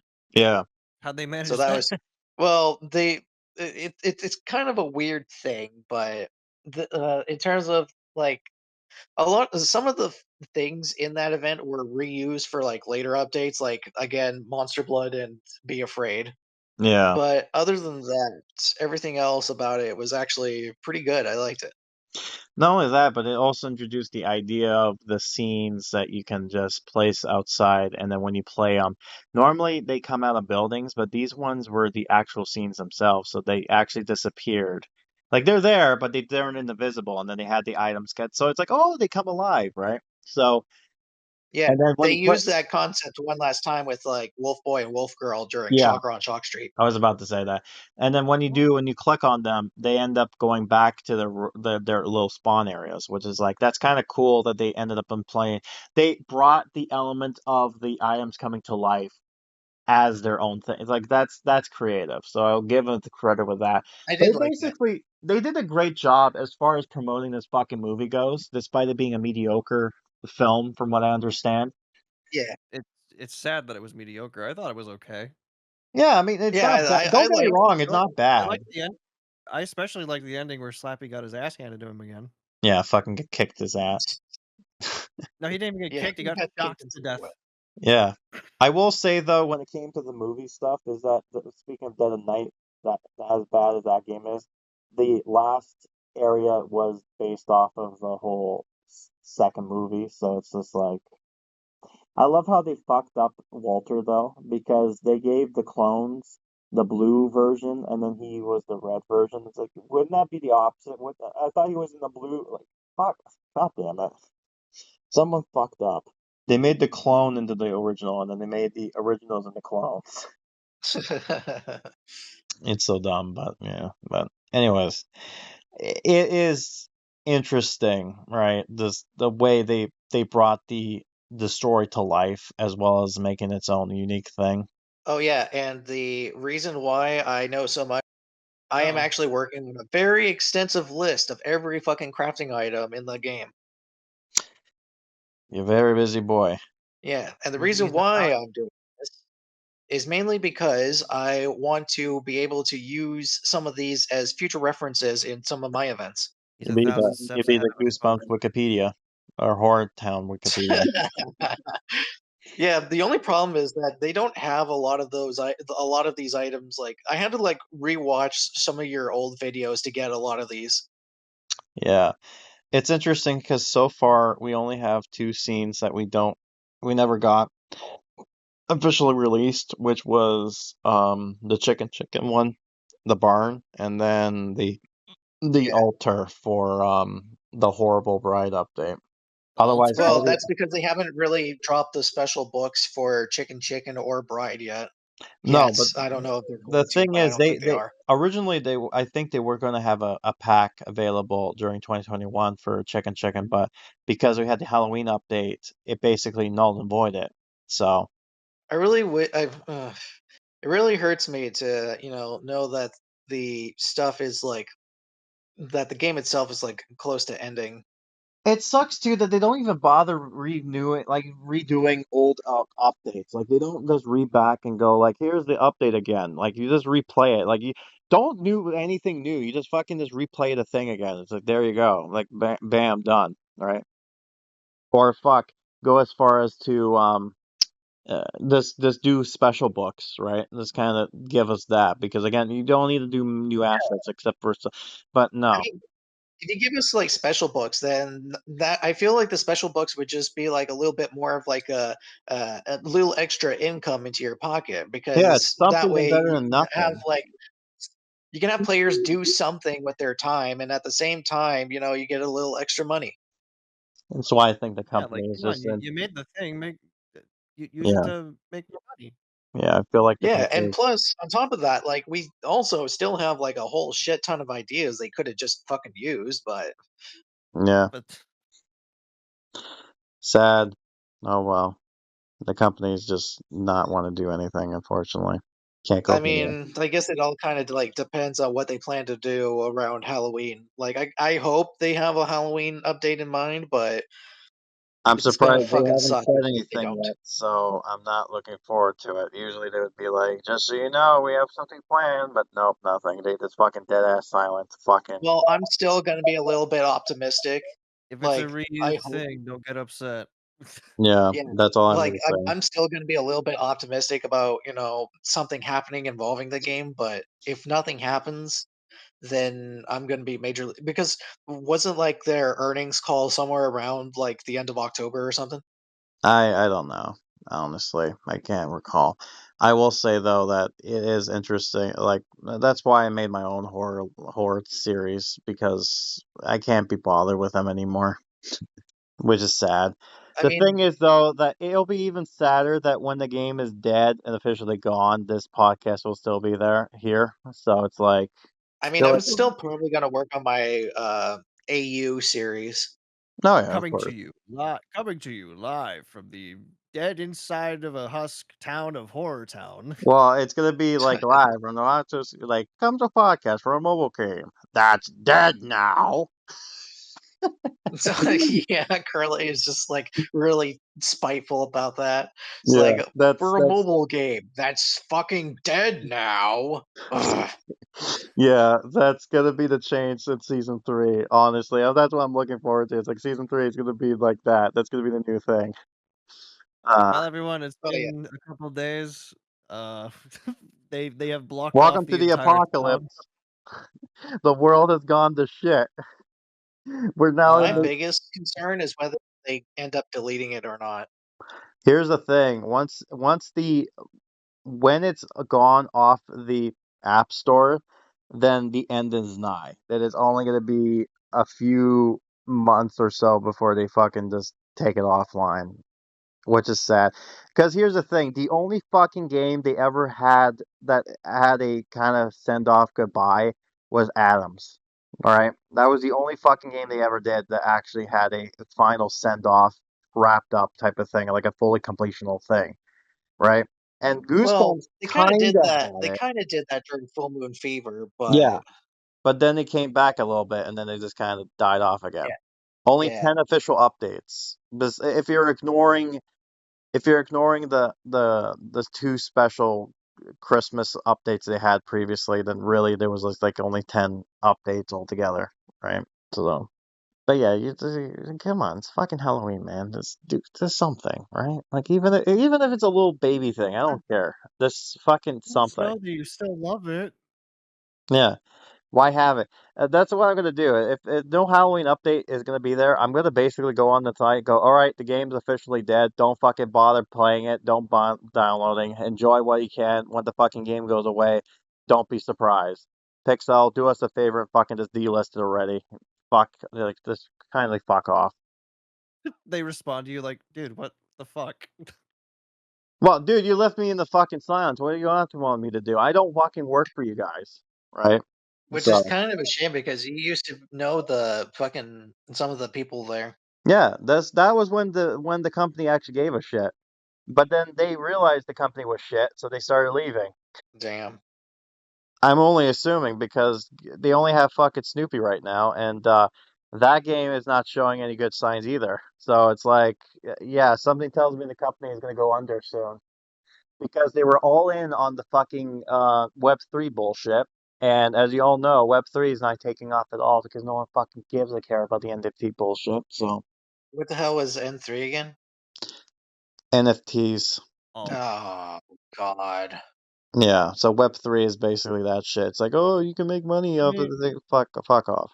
yeah, I mean, it's the And NFTs are unfortunately, they banned. had to do that because of they had to do that because they got bought by Amico brands, and they're basically like, oh, crypto this, crypto that. So it's like, we'll buy you off, but you gotta do it crypto, and they're like, all right, fine, I'm doing crypto then. And then they Oh, pretend as if, and then they goddamn pretend as if crypto. they fucking think it's the future, and it's like, it's fucking not. It fucking. I mean, the game looks cool, don't get me wrong, but it's just like, no. That's the only one thing that made it ruin it. It's just like it's an interesting. It's kind of like a Minecraft-esque, or I guess Roblox-esque shit, like a vector-based, make your own game type of engine type stuff. But you know, it's the whole asset of like, oh, you can make real money off of this. It's like, no, come on, no one fucking cares, right? Which So is funny because I don't think they're making any money off of it. no, I No. mean, well, they'll make their money off of it. They've been having licenses coming in a bunch of times, but no one's fucking buying it. All right. But anyways, I think we talked like way long for this segment stuff. I don't think there's anything else for Haunted Halloween, is there? Not that I can think of now. All right, so we'll take a quick break and then we'll come back and then we'll talk about our main subject matter, which hopefully won't take me too long. And Right. yeah, it'll be interesting where we go from here. And we're back. Hope you guys had a good break. I know I I hope did. Flappy didn't try to do anything silly while we were away. Yes. You So, guys weren't having too much fun. right. So, like I mentioned before, as you probably know, why I've been so busy because I've been writing my own book. I have been lacking of when it comes to making content for stuff. And I've, for the most part, been half-assing it to the varying degrees of success. Most of the time, I think I've been doing okay. Like we've been making it work, right? I think, anyways. Yeah. Yeah. So it's going to be quite interesting indeed. But I figured I'm going to be honest. I did not do good as far as making stuff goes, right? So I I had an idea of what I wanted to do with this, but then I was just like, I didn't want to do it. But I didn't want to leave off with anything here, so I decided to do a little experiment, a little idea. I wanted to see how well this turns out because I wanted to see this out of curiosity because this is a hot topic issue as of right now. But before we go ahead and dive into that, let's talk about what this event's going to be. So when we left off with one of the best little jingles by Silver Samrock from the Halloween 3, The Season of the Witch, which I'm sure if you were watching the video of the episode, which unfortunately you probably haven't yet because as of recording this, it's trying to get uploaded as we speak. But Yeah. it's the flashing It's kind of taken. like bum bum bum bum bum bum Caesar War. Happy Halloween. The London Bridge flag. Silver Shamrock. Silver Shamrock. It's almost time, kids. Make sure you wear your masks. It's so cheesy, but I love it at the same time. But yeah, so I left it off with that because Fucking period. it was referring to, yeah, it's Halloween, but part of that whole movie premise is that Silver Shamrock is this company that was selling these masks, and the whole purpose of this warlock character who wanted to bring Salem back. So he's just like, give sacrifice, Oh like wait, fucking kill kids, right? By turning into yeah, bugs or something like that. I don't know the whole thing about it, but it's like there's these little, What? basically tricking kids to basically die, right? With using these it's more masks. of like a sacrifice of sorts. Basically, yeah. But anyways, the whole thing is around masks. And well, what is Halloween without masks? It's a haunted mask. But hey, we already got a haunted mask, so what gives? Well, it's because I'm decided to take an element of a certain book and combining it with the haunted mask. In turn, it is the 5 masks of Dr.Scream. This is the premise of the book we're going to go with here. And you might be curious on how I'm going to do this episode.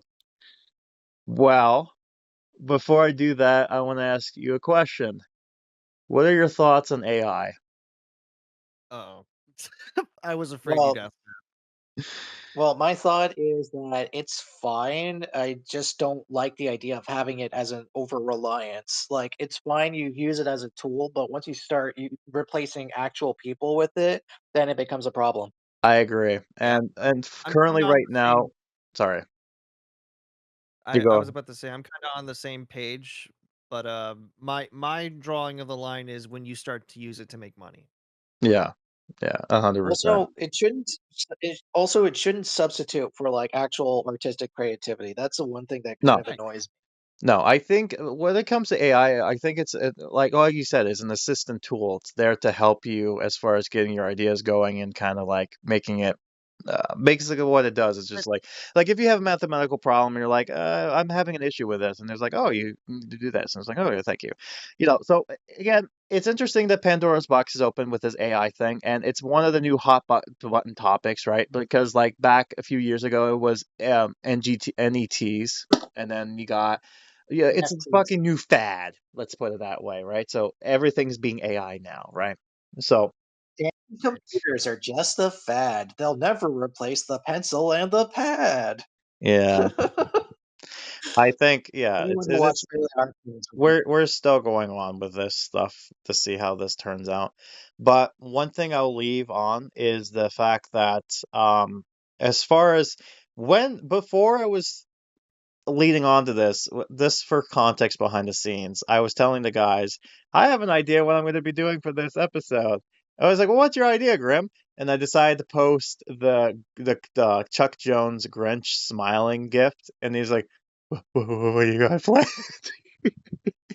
what are Yeah, you that was doing? me. And I also like posted like a picture of like visible panic. Like, Intense oh, fear, yeah, with the cat. what are you doing?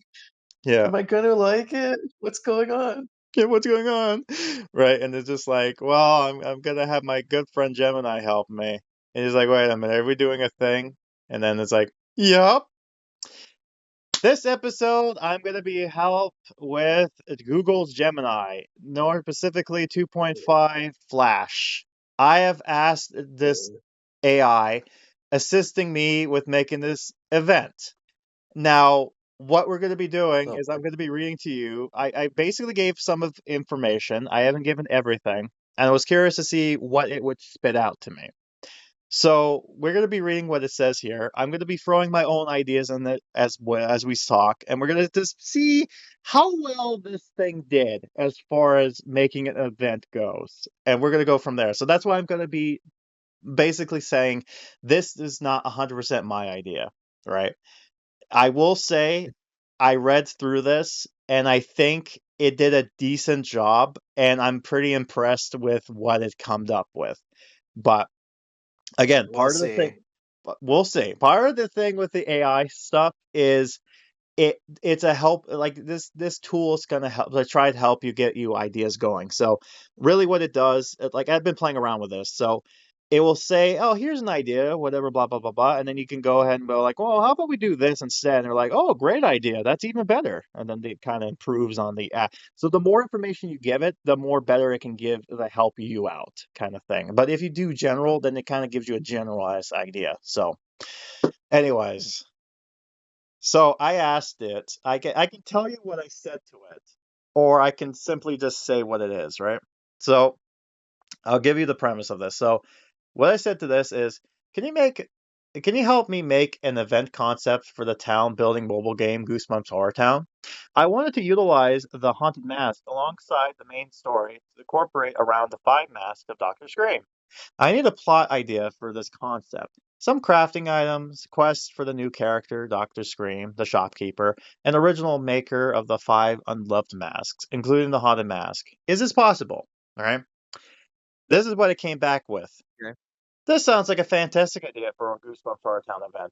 The Haunted Mask is a classic, and wearing Dr. Scream into the narrative as a creator of the masks provides a great villain and an engaging storyline. Here's a concept for an event called The Screams Unloved that incorporates your idea. Plot idea. The event begins with a strange, antique-looking shop appears in Horror Town. It's called, and correct me, see if you guys can tell me what this word is. So it's Curios. Curios. Curios, Yeah, okay. Curio. So Scream's Curios, and the owner is the mysterious skeletal figure named Dr. Scream. He claims to be a collector of unloved oddities. Soon after the shop opens, a series of strange occurrences begins. People in town are finding strange, discarded masks, and when they touch them, the personalities begin to change. They become selfish, cruel, and obsessed with their own reflection. This is because Dr. Scream has brought his five unloved masks, the Haunted Mask and four other cursed creations, to Horror Town. He is attempting to prove that his creations are not just unloved, but are actually superior to any other item in the universe. He believes that by having people wear them, he can drain their humanity and use the mask to take over Horrortown. Your main goal is to find Dr. Scream's four other unloved masks and reverse their effects to the townsfolk. You'll need to craft special items to break their curse and face off against Dr. Scream himself. So, again, I didn't feed it any information, so it's kind of presuming that this is a different game. So it So kind of, I have. huh? I was about to say I have a question in that case. Yeah. Anyways, I'll still read off some of the stuff here because some of it is interesting. For example, the crafting items. Do you want to know what they decided to pump out for crafting items? Sure, go. Okay, crafting items. To counter Dr. Scream's cursed mask, you'll need to create items that are filled with positive human energy. So they gave me 1, 2, 3, 4, 5, 6 items for crafting, okay? First Okay. one, Tears of Laughter. This item can be collected by various townsfolk who are happy to telling jokes. So basically a raw item. Yeah, these are raw items. This is my favorite one. A hug from Slappy. Slappy is usually mischievous, but in this event, you'll need to get a generous hug to a few townsfolk to collect this item. I imagine I'm imagining that scene now. Just like he's hesitant. Well, not even hesitant. He's like, what's the word? He's the Like reluctant, yeah, he knows he has to do it. He knows he has to do it, but he but he doesn't doesn't want to want do to. it. He's like, all right, I'll I was just gonna fuck say, get it I over. was gonna say, I was gonna say he must have been hitting that Holly Jolly dust. That's what I was gonna bring up. Is like, we need your help, Susie. We need the help. We need Slappy to hug people. Oh no, get this stuff away. Sprinkle your, Merry Christmas. sprinkle your joy all over me. Yeah. That's why I said a hug from. Okay. A jar of sunshine. I think these are so stupid, but let's roll with it. A jar of sunshine. This item can be collected by having Jar. townsfolk with positive, sunny disposition, like Lizzie Morris or the lawn gnomes, collecting them during the bright, sunny day. Has this Like, thing It's even always read any of sunny the in books Horror or played the Town. game? yeah, like the nom. It's always sunny in Horror Town. Yeah, they brought Lizzie Morris, who is from, if you don't know, she's the main character from Horrorland, or one of the main characters from Horrorland. Yeah. And then they mentioned the lawn gnomes. It's like, why the lawn gnomes? Okay. Yeah, there are scene what? creatures. I played Horror Town when Lizzie Morris came out. She didn't seem any like kind of joyful at all. Yeah, She I seemed the know. opposite, actually. But again, we'll go. Well, she also seemed a little bit too paranoid in terms of like horror land, you know. Yeah, okay. So, anyways, the next item, the kindness compass. This is a crafting item that guides you to the next quest item. It can be made with 2 tears of laughter and 1 a hug from Slappy. So it knows. That's what surprised me, is that it knows that crafting thing exists, and you combine 2 like things together. So I'm like, okay, so it kind of knows. Like, so it's not stupid. It has the idea, just not the. Exactly. That's why I was surprised by it. I was like, oh, so you know what Goosebumps is? Okay. But anyways, I mean, they did drop like Lizzie Morris and Lawn Gnomes and yeah, Slappy, because I so it mentioned gets the Goosebumps, so premise it's of like, the yeah, Goosebumps yeah, franchise at least. and Slappy, yeah. So again, the unmasked elixir is the last item. This is the main item you'll be crafting to break the curse. It will require all above items and can be made in a laboratory or potion workshop.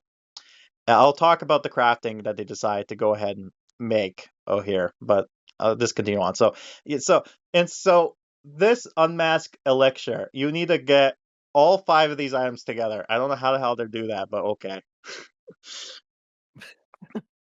All right, so quests for Dr.Scream.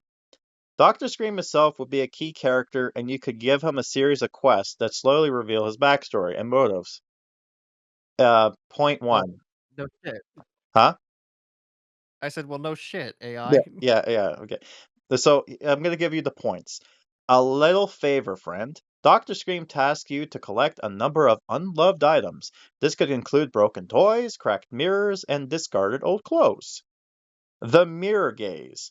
Dr. Screams asks you to have a few townsfolk look in the special mirror in his shop.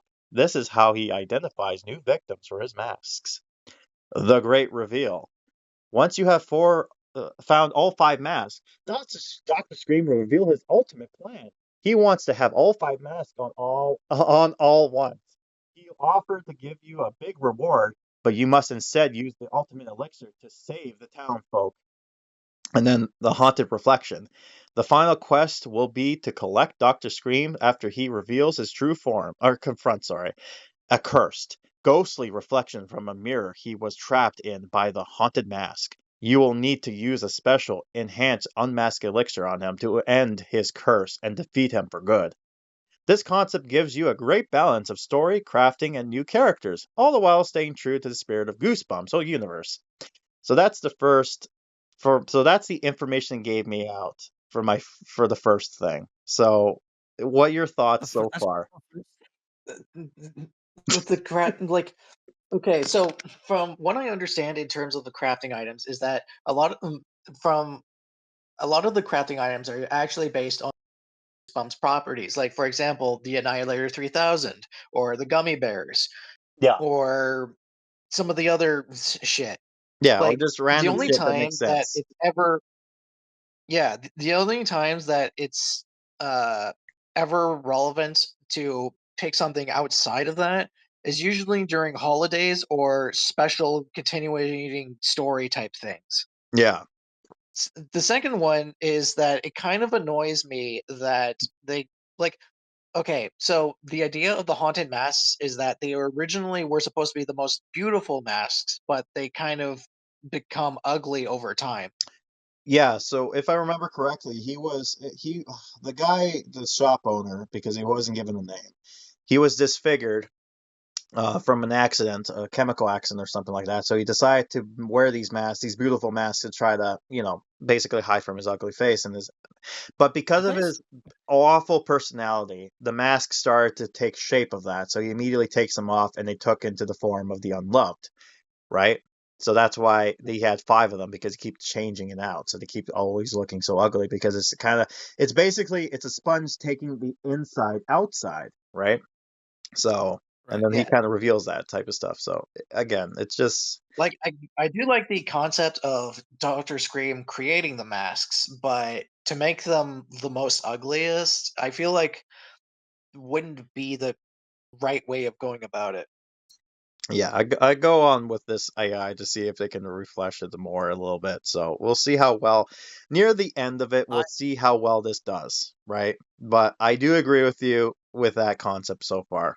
Yeah, like I feel like he would probably adopt the same personality as the original shop owner, like, being an ugly character, but creating like beautiful masks that become ugly over time. I definitely want to do incorporate that concept because it seems like it would make a little bit more sense why he's so obsessed with making beautiful masks and maybe want to I would have to actually read the premise of the Masks of Dr. Scream Yeah, to so get a the better Mask of idea, Dr. but Scream, it basically it's like this witch woman is just like, oh, this evil person is doing like it has these masks to kind of take over the world. oh, You it's a gotta witch stop them. woman. Yeah, and then you go to Dr. Scream, and he's just like, well, I'm not evil. That witch is evil. And he's like, well, actually, then the witch is like, I'm actually tricked you. I was evil this entire time. I need you to collect those masks so I can take over the world, type of shit, right? So, but again, Jeez. because I said I wanted to incorporate him to be the creator of because you heard what I said to it, so it took that Yeah, information and decided to incorporate that. So by this, it seems like it took the premise and they said they basically made Doctor Scream into being this evil version of the creator in a sense. Like basically, what if the creator instead of being good, he's like, you know what, fuck this, I want to be evil, and then he just is like, okay, and then he just basically just turned into the monster he was, type of thing. So I'm assuming I mean, he could also just be like a really spiteful, hateful person, that's what right? I'm thinking, right? And then, so that gets me to the next point when I basically ask, could you also show off what Dr. Scream would look like? Or at least describe what he could look like, right? That's what I said. I know it sounds stupid, but again, Well, it said skeletal figure. That's why I was confused. I was just like, is he a skeletal figure or is he? it I describes. think they kind of based it on the book cover, if I'm going to be honest. Here's the thing. It did give me a very good description of what it looked like, and it also provided me with a picture, which I am going to show you. But I'm going to describe it to you first before I show you the picture of it. And this is why I'm Okay. basically saying to you, Vampire, I'm going to give you this information, and I'm also going to show you the image it can display. And I'm going to say, after you read through this whole premise and whatnot, I want you to say, take your inspiration of what you think Dr. Scream should look like from what you're given to see Right, what's better, right. AI or an actual human being, which I am going for the human being. But again, I wanted to show the premise of how good this AI can be as far as when it comes to Right. helping So you. basically, I'm being pitched a challenge against an AI. In a way, yes, because I want to see. It's basically like a human versus a robot during chess, right? It's basically what we're going on here, right? It's a tale as old as time. The tale is old as time, my friend. Yes, so let's see what the AI described Dr. Scream. Okay, let's bring Okay. Dr. Scream to life. Here's a visual concept for Dr. Scream. He would appear as a tall, gangly figure, almost skeletal in his build, with a particular unsettling smirk that seems stitched on his face. His skin is a sickly pale green, the color of old, forgotten things, and his eyes glow with a faint, malicious purple light, like embers in a shadowed room. He always dressed in a tattered dark purple velvet coat with elongated, sharp shoulders, like something from a Victorian nightmare. Beneath it, he wears a waistcoat of a slightly lighter faded green and a black cravat. A cravat? Cravat. C-R-A Yeah. cravat, yeah. Cravat. It's Okay, I got it right. yeah, it's cravat. Yeah, okay. His long, bony fingers are tipped with overly long, yellowish nails. His hair is sparse, slickly black back, and a sickly gray, revealing a high forehead. He often carries a gnarly, twisted walking stick that subtly resembles a skeletal arm. He might have a small antique ornament mirror hanging from his belt, considerably reflecting a warped image. He projects an aura of creepy elegance and a deep ancient maleficent, I think is the name, the thing. He's not physical imposing, but his Maleficent. Malfeasance. Yeah, there you go.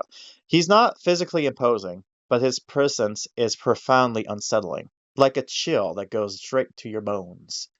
Here's an image to give you a clear idea. So allow me to show you the AI image that it decided to provide me here. Okay, let's see.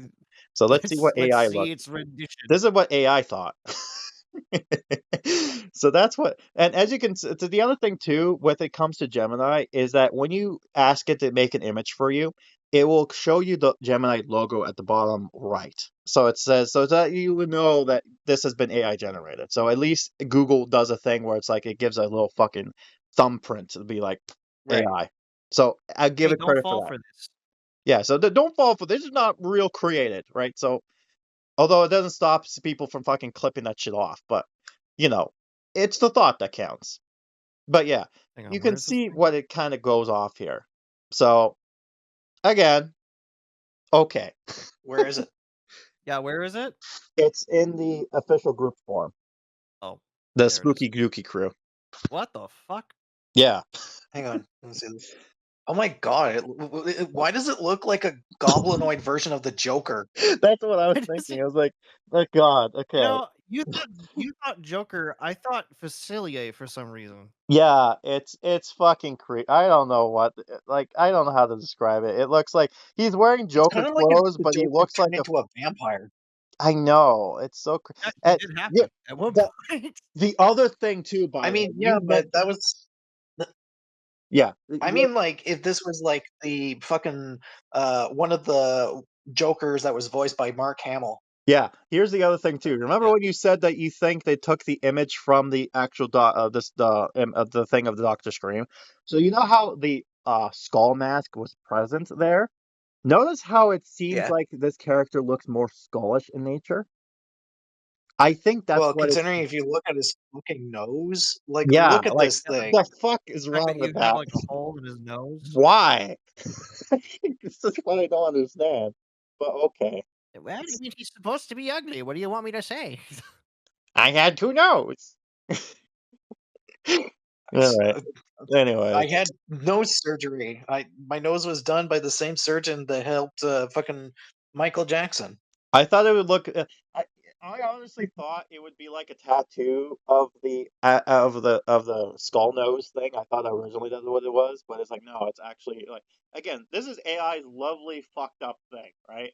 AI does this fucked up thing where you can tell it like, oh, I don't like that. It's like, oh, you're right. Let me fix that for you. So that's the other thing too, that it states at the bottom, Gemini can make mistakes, so double check it. Right? So you can tell it, oh, you fucked up here, and they're like, oh, you're right, let me fix that for you.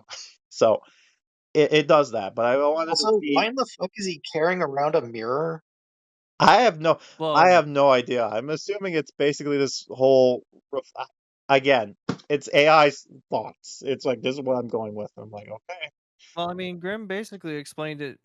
The AI explained it. It was like to show a twisted view of the world, which yeah, it's not. It's just showing his face. yeah.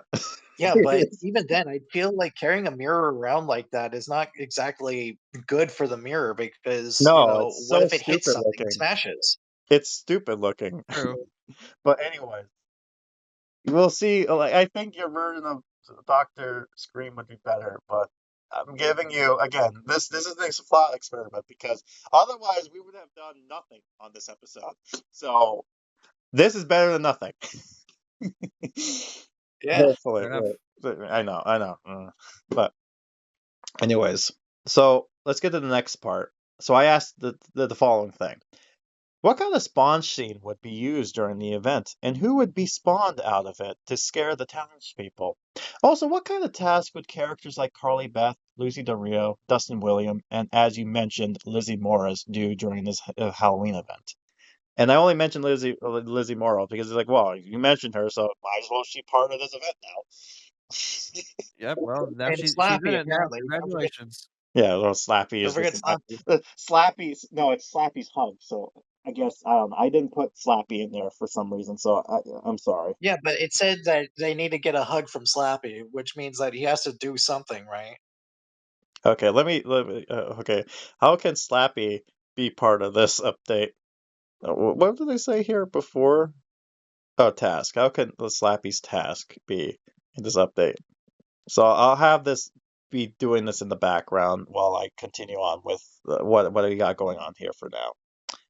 Let me Right. go back here. Okay, so all right, so it blah blah blah blah. Sorry about this. Again, this is new to me, so I'm just reading from here. Okay, so let's continue with what AI says, or Gemini, I should say. Fantastic questions. Let's flesh out the event's atmosphere and character roles. So first thing, Oh boy. spawn scene for the event. The spawn scene should be the unsettling and direct relevant to Dr.Scream's influence. Event spawn scene is the shifting reflections. Okay. Instead of a The traditional what? portal or monster gate, the primary spawn point for the event's creepy element would be Dr. Scream's shop. The Scream, fuck, what the hell? I can't say the goddamn word. I said it. Curios? Curios? Scream's Curios Yeah, itself. curious. Curios. Yeah, Scream Curios itself. Initial appearance. The shop will appear overnight in a previous empty lot in HorrorTown. Okay, the prom night, I guess. Flickering with an eerie, unstable purple glow. Its windows would be filled with grotesque, antique masks and unsettling curiosities. Okay. So The it's almost kind of like Chiller's Shop, almost, from almost what like I'm hearing. Chiller's Shop, but like it's like a merge of Chiller's Shop and the shop scene from the Haunted Mask. Almost, it sounds like, right? The Yeah, the Spawnlings. novelty shop, as it's Yeah, called. the spawnlings. Yes, the actual spawnlings of the corrupted townsfolk or masked minions would be a direct emergency. Instead of a swirling, disoriented reflection would appear briefly in any reflection surface around town. Puddles, shop windows, mirrors, event, even polished floors. Okay. From this reflection, a character who has been affected by one of Dr. Scream's unloved masks would emerge, or new mask wearing minions would appear nearby. Okay. Visual effect image seeing the disoriented faces of one of the cursed masks shimmers in a window, followed by a faint, high pitched, almost subliminal scream, in the quotation, Dr. Scream signature sound, and then a regular townsperson now acting strangely, or a masked minion is suddenly walking in the streets. It would be an interesting idea that they actually went ahead and actually did so from what it sounds, and I'm going to go ahead and talk about this because it gives me two Spawn characters. So again, it talked about the whole Spawn scene itself, but this is now the Spawn characters, or the Spawnlings as it calls it. So I'll talk about the first one, and I'll go ahead and kind of go from here. So who would be spawned out of the scene of the townspeople? Number one, the masked minions. These aren't unique characters, but generic townspeople, different models each time, who have picked up one of Dr. Scream's lesser unloved masks, not the five main ones, but smaller, less powerful cursed objects. They would have disoriented general masks on their faces, their eyes glowing faintly purple. They would walk eerily, mumbling to themselves about their beautiful new look, or how everyone else is so ugly. Scare effect. They wouldn't directly attack, but their bizarre appearance and unsettling behavior would cause nearby town normal people to scream and run. So, by the sounds of it, they basically taking the generic gray nobody. So that's the middle-aged man and woman, and then the old man and woman, and then basically putting a fucking mask on their face. So I'm imagining kind of like the stupid mask from the Netflix and the the fucking Goosebumps Disney Plus show. Right. But but having purple eyes. I don't know what this obsession with purple is, but okay. I guess purple's spooky. Sounds like it. All right, so number two, reflection horrors. These are shadowy, ephemeral beings that look like twisted, elegant reflections of townspeople. They are not solid, but simmering like heat haze. They would emerge from reflection surfaces and drift silently, causing fears to wherever they go. So basically, this sounds like this is just ghosts So, okay. Scare effect. Yeah, it sounds like ghosts. Oh, Their silent, disoriented appearance is unnerving, making townspeople shiver and flee. They could phase through objects silently. Okay, yeah, sure. And then the last one is vanity phantoms. Ghost figures specifically designed to tempt townspeople into touching cursed objects. They are not scary in themselves, but in alluring. They would whisper promises of beauty and power, luring characters into interacting with Dr. Scream's hidden masks. Scare effect. While not directly scary, they lead to events that are scary. A character wearing a mask and going berserk. So I'm assuming this is basically like mirrors. I would say that would be like haunted mirrors. I would say the Vanity Phantoms are, and then I guess their scare is just showing a spooky face, and there's like, oh, you know. I'm assuming that's what it's trying to allure here. So Right. interesting. I'll say that interesting enough. Character specific tasks. Let's get these iconic characters involved, and I'll go down to see what they did with Slappy. So all right, so number one, Carly Beth Caldwell, the Haunted Mask original victim. The core role, she is the expert of the Haunted Mask and its dangers, sorry. She would have a deep instinctual fear and understanding of Dr. Scream's creation. I thought she got over her script. Okay. Yeah, as far as I know, in the lore of HorrorTown, she's actually sort of in a symbiotic relationship with the mask. I know, but it doesn't know that. It didn't watch my videos. So, what is yeah. It showed my videos. Oh, okay. I understand now. Anyways, tasks. So, mask memories. Carly Beth would be tasked with recalling specific details about how the haunted mask worked and how she finally got it off. This involves collecting shard of memories, event-specific collectibles. So, I'm assuming the shard of memories is basically the raw items in this case that we're collecting here. And they didn't give me an um currency, but I would assume it'd probably be my imagination is going to be um one of those antique masquerade masks, but like as a jack-o'-lantern, I would say. The fit with the whole Halloween mask thing. And then the fact that he wanted to go more antique-esque with this look. So, anyways, uh from a specific location where she had her first experience with the mask. So, okay, I don't know how that's going to look, but the second one, proof of the curse. She needs to gather evidence, e.g., photos of mask minions, discarded mask fragments, to convince other skeptical townspeople that something truly evil is at play. So I guess she has photographs that she's showing the people. Is her animation task? Okay, cool.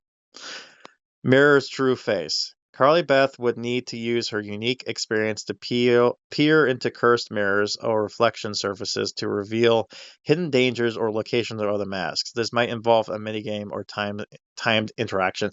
I love how they go and that minigame and time interaction. Like Pixel is gonna fucking do that for this event.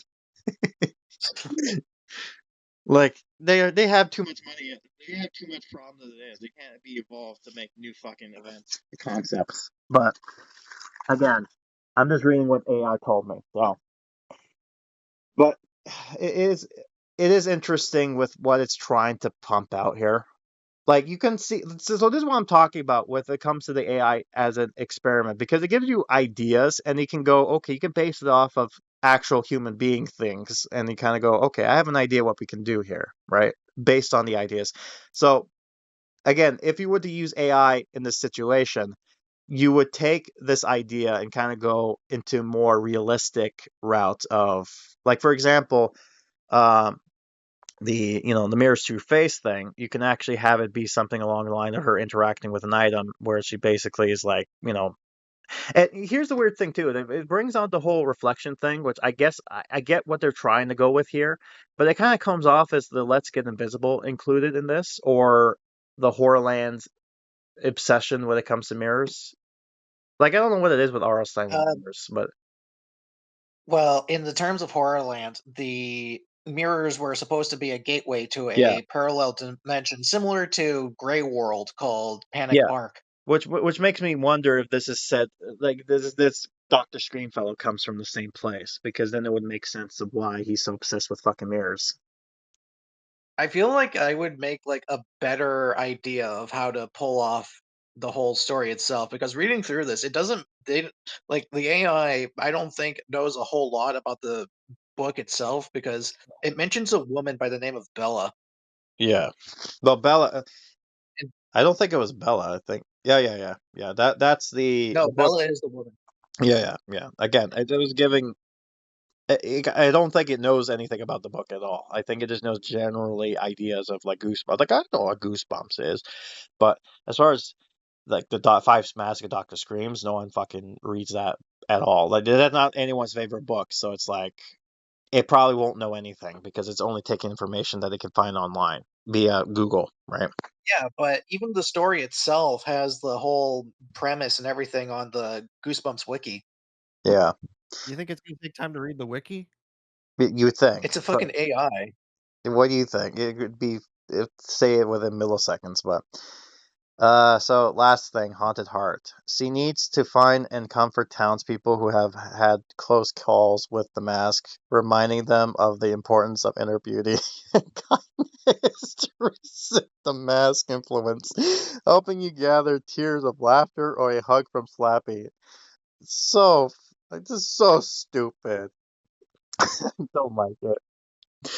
Okay, Um, another point I probably might want to say is that instead of like all of this weird tears of laughter, hug from Slappy, jar of sunshine, and all that shit, I feel like the only good idea I could probably do if I were making this event was actually make the masks themselves craftable. that's what I was thinking too. Like, especially with like you got like they what I would have done is that we got the haunted mask, like they got the haunted mask, like that's what it is, right? But with the unloved Yeah, ones, I can see that we already have images of what they look like, supposedly based on the film. But what I would like to do with these haunted masks is I have them be representation of different elements or different, like, and I guess in this case, like malicious, greed, like envy, stuff like that. Like you could have it be like an Oh, like element of yeah, like negativity, right? And then all five negativities make it the unlock. That's what I'm thinking, right? And then you can yeah, have you can we have the just actual like original haunted establish mask like. be anger, right? Or malicious, or fury, that kind of thing. Well, I feel like there should also be like a another crafting item called the Book of Hollow or the Hollows Book Yeah, especially because it because fits that's with. also Sorry. that's also something that's mentioned in this thing where Bella shows the siblings the Hollows book, an old-looking book which inexplicably contains the duo's names and a prediction that they will help Bella. Yeah, and that would actually make sense. And then it also kind of has, because it's hollow, it's like it fits with Halloween. So again, Yeah. that's what I'm talking about. The AI doesn't you if I basically said here's my event and I read it throughout with AI, it's like, oh, that's kind of shit. But because we're talking now, we're getting ideas, we're making this a lot better. So this is why AI is helpful assistant, right? But again, I want to play around with this because I want to see where we go from here. Because again, there's a lot more to talk about, right? So we have to talk about Lizzie Morris now, the optimistic slash brains of the operation. Okay. like Lizzie is observant and clever, often one of to figure out the how-to of things. She's less prone to panic and more focused on solutions. Does that make sense to you at all? Because I don't. no, Sorry, what was that? So her core role is Lizzie is observant and clever, often the one to figure out the how-to of things. She's less prone to panic and more focused on solutions, which is like That's more of Lucy's thing. that. yeah, That's what I'm that's saying. more. That's what I was about to say. That's Lucy thing, right? Like I think the AI fucked up there. Because especially when we get to Lucy, let's find out. But anyways, the task: analyze the artifacts. Lizzie would be tasked with collecting fragments of Doctor Scream's unloved mask or items from his shop. She then needs to analyze them in a science lab or similar building to uncover their magical properties and weaknesses. A science lab. This is a This is girl. how this is how you learn the ingredients for the unmasked elixir. And no, well, he said science lab or similar building to uncover. Yeah, so similar building. So it doesn't have to be a science lab. I'm sorry, but like I've never heard of Lizzie Moore being the type of sciencey nerd. That's what Yeah, I'm thinking. she's the paranoid person that just This doesn't want people to go to an amusement park. exactly. This, like you said, this sounds like a Lucy thing. I could see Lucy doing this, so maybe we could change it to Lucy. That's what I'm saying. This is what makes this fun. This is why it's fun. It's spooky fun. And it's special for Halloween. Okay, next one. The anti-cursed blueprint. She would design the schematics for the crafting station or new machines needed to produce the unmasked elixir. You would then need to collect parts to build these machines. Okay. Sunny disposable survey. Lizzie, being a positive person, okay, would be perfect for around to talking to townspeople, surveying their moods to find those with most sunshine to collect a jar of sunshine. I don't know how Oh the boy. fuck you could collect a jar of sunshine, but okay. This is what I'm talking about. Well, You know what? This clearly one, they took the song to I swear heart. to God, I must be part AI because this is reminding me of the fucking what it was, Ancient Dust. Remember that shit? He just does. That was like the first I don't think episode. I know The first episode where we did the Cuckoo Clock of Doom. Or Rotten ancient Dust. dust. No, it was Rotten Dust. That was what it was. Oh, right, Rotten the Dust. ancient dust. Yeah. You remember that shit? This is what it sounds like. Jar of Sunshine. It's just like this sounds the same shit. So, Yeah, but the problem was you're trying to mix it with like something that was like Yeah. juicy shit. Yeah. I remember that Jar of shit. Sunshine is just practically impossible. Yeah, it's a match. Yeah, fucking hell. Distraction of diversion. She might devise clever plans to distract Dr. Scream or his minions, allowing other characters to collect sensitive materials or escape. All right, so let's go talk about Lucy DeRio. So let's see what the AI thinks Lucy DeRio is. The brave adventurer slash action oriented. Okay. Uh, What? Yeah. Core role. Lucy is brave, resourceful, and isn't afraid to get her hands dirty. She's the one who would conflict dangers directly. No. No, well, actually, sometimes. Sometimes, no, but not no. even. Well, no, No. there were some cases where she kind of went up to the person, was just like, "Hey, you're this." Yeah, yeah, I know, but Like getting her hands dirty? No, that not how AI is thinking Not it. that part, no, but like Yeah, the brave I part, get, I'll agree with. I get that, right? The whole Lizzie thing sounds more like a Lucy thing, right? So I don't know who the fuck would fit this role, but right. getting their hands dirty, that's something more like an Emily thing because she's like a farm girl. Yeah, exactly. And she seems like the Or if brave we're one in talking this. about like combative, if we're talking about like combatively, I feel like that would be more of like Andy's shtick, since Yeah, she's an anarchist. yeah. Anyways, the task, mask recovery. Lucy would be on the front lines, tasked with recovering the other four unloved masks once they've been located. This might involve confronting mask minions or solving environment puzzles to reach them. Again, it's fucking the environment puzzles. Like, what environment puzzles? All right. So it seems like it's like it knows the four unloved ones. It's like assuming that you already have the haunted mask. So it's like, so it kind of knows that. So interesting.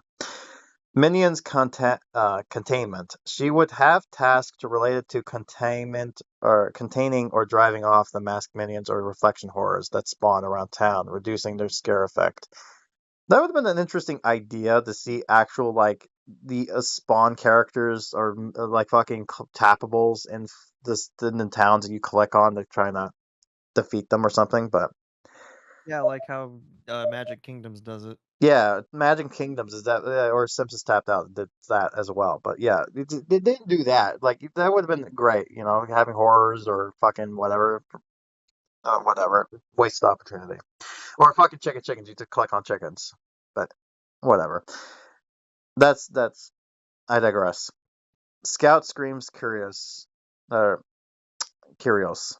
Lucy would be sent to Dr. Scream's shop to securely gather intel, blueprints, or components that Dr. Scream might be hiding. This would be a riskier task, possibly involving stealth mechanics. So, I mean, I can see Lucy doing this, but not in the way that the AI is describing it. Right. Right. Like she being more careful and like Yeah, not not like Mrs. fucking like Mission Impossible here, but this is defense not man, Tom Hanks. Or not defense, Tom Hanks, Tom. yeah, defense maneuvers. She might set up warding stations or temporary safe zones for townspeople, requiring you to collect specific materials to reinforce them against the mask's influence. Now, this here I can see makes sense because this did happen in Invasion of the Body Squeezers. She was one of the ones who actually did the whole like small what do you call it, safe zones during the whole invasion Yeah, happening but again. shepherding people to it sounds more like a Mrs. Dark thing. Yeah, I know. But that's what I'm talking about here. So let's go to Dustin. The Oh boy, reluctant I can't wait to see what they the did to him. the reluctant hero slash comedic relief. Okay, so this sounds Yeah, kind of that's like accurate. that sounds accurate. That's kind of accurate. Dustin is often a bit of a coward, but when pushed, he can be surprisingly resourceful and brave. He brings some comedy lightness to the spooky proceedings. I can see that. Yeah, it's sort of true. Kinda, but yeah. Oh, Okay, so his task: unmasking the imposters. Dustin will, with a knack for pranks and identifying fakes, could be tasked with identifying which townspeople are truly cursed by masks versus those who are just overreacting. This might involve observing their behaviors for clues. Again, I somebody. don't really think that is him though, considering No, that he had a hard time figuring out that Saber was a monster. exactly. I mean, he does do. He's like pranks. I can see that, right? But yeah, the whole identifying thing. Nah, I don't think he's that smart. The prankster ploy. He could come up with a prank its item or device that temporarily disorients the mask minions, making them easier to avoid or giving other characters a chance to act. You need to gather components for these pranks. Like this, I can see I can see this be a thing he can do. It sounds like it's trying to make like a sort of like I know. RPG more than it is like a town I builder. know that's the weird thing because again, it doesn't give. I didn't give it a lot of information, so it's only assuming things. So. Sometimes getting right again, like it says, generally I can make mistakes, so double check it. So, anyways, a friend in need. Dustin, despite his fears, might be tasked with helping a specific townsperson who is particularly vulnerable to the mask influence, perhaps a character he normally plays pranks on. These would require him to show general kindness, leading to a hug from Slappy opportunities. So it kind of understands a bit like, when you do tasks, you get items from it, but it's like, again, a hug from Slappy. Like the fuck? Well, how does that look? A fucking Slappy plushie? I guess. Thanks, I hate it. Thanks, I hate it. Yeah. Anyways, bait and switch. He could act as bait to lure reflection horrors or mask minions into traps designed by Lizzie, requiring careful timing and placement. Again, fucking Lizzie. God damn it. Lucy, not Lizzie. Fuck you. Yeah, whatever. These roles ensure all characters have a meaningful and unique contribute to the event, building towards the final confrontation with Dr.Scream. Okay, so before I go on with the thing, let's go ahead and see what it gave me for Slappy. Okay. All right. So how can Slappy task be in this update? So that's an excellent point. Slappy is one of the most iconic characters in the Goosebumps universe. Yeah, no shit. And his involvement will add perfect mix of mischief and menace to the event. His task wouldn't be about being a hero. It would be driving entirely by his self-serving, arrogant nature. Yeah, that sounds about right. Here's Yeah. But where does the hugs come in? Like, what the fuck? here's a free part quest line for Slappy. Okay, I didn't ask for a quest line, but let's see. Here, part of quest line for Slappy centered around his signature brand of help in quotation marks. Slappy quest line is called the Dummies Rivalry. Slappy sees Dr. Scream not as a threat to the town, but as a rival for the title of Master of Horror. I can see that. He finds Dr. Scream's mask And predictable and boring compared to his own powers to turn people into puppets. Yeah, he could do that, but he didn't do that in the game. But he has the ability to do that in the in the movies and the show, and I think in the books it also did he do that in the books? Specifically in Night of the Living Dummy 3, it was Okay. a Yeah. very clear plot point where Zane turns into a dummy. Okay, so it doesn't realize that. It kind of sounds like He hasn't Vampire done that in the disagrees game with though. the AI so far. As far as I know, he doesn't do that in the game. But anyways, his quests are about providing his superiority. Okay. Quest 1, the newbie on the block. Task: the player finds Slappy laughing manically. Okay. He's annoyed that Dr.Scream is getting all the attention. He tells you he's going to show this new skeleton who the real master is. Okay. His first step is to learn the rival's moves. His task you with a simple mocking objective. Go to Dr. Scream's shop and collect some of the unloved items, but then deface them with a silly marker scribbled to prove they're beneath him. Silly marker. The fuck? Okay. What the hell is a silly marker?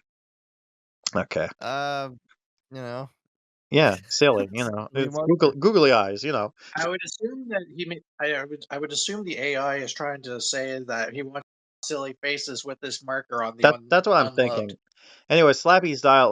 Let's hear what Slappy has to say.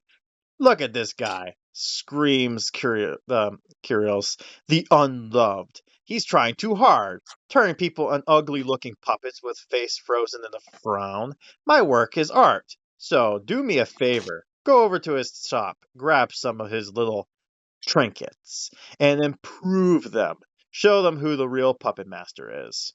I mean, that kind of sounds like Slappy, I'll be honest, but I mean, yeah, it does, but alternatively, like, yeah. I feel like the biggest threat to him would be someone on his level, like Mr. Wood. Yeah. Okay. So it's gonna explain. Okay, so we talked about the whole hug from Slappy thing, right? So it does actually provide this. So let's see what the hell the Okay. AI was thinking of when it came to the hug Yeah, from Slappy. what did you have in mind, Gemini? A hug. It's quest 2. A hug for a laugh. Task: after you complete the first task, Slappy promises his help, but only if you provide you're worthy. He knows you need a hug from Slappy, item for the elixir, and he's not going to make it easy. He sets up a Luricious challenge. You must find 3 specific townsfolk and make them act like puppets for you, making them dance, skip, or walk in a funny way. Once you have their obedience, he'll give you his hug. Okay. So it doesn't explain it at all then. Let's see the dialogue maybe help.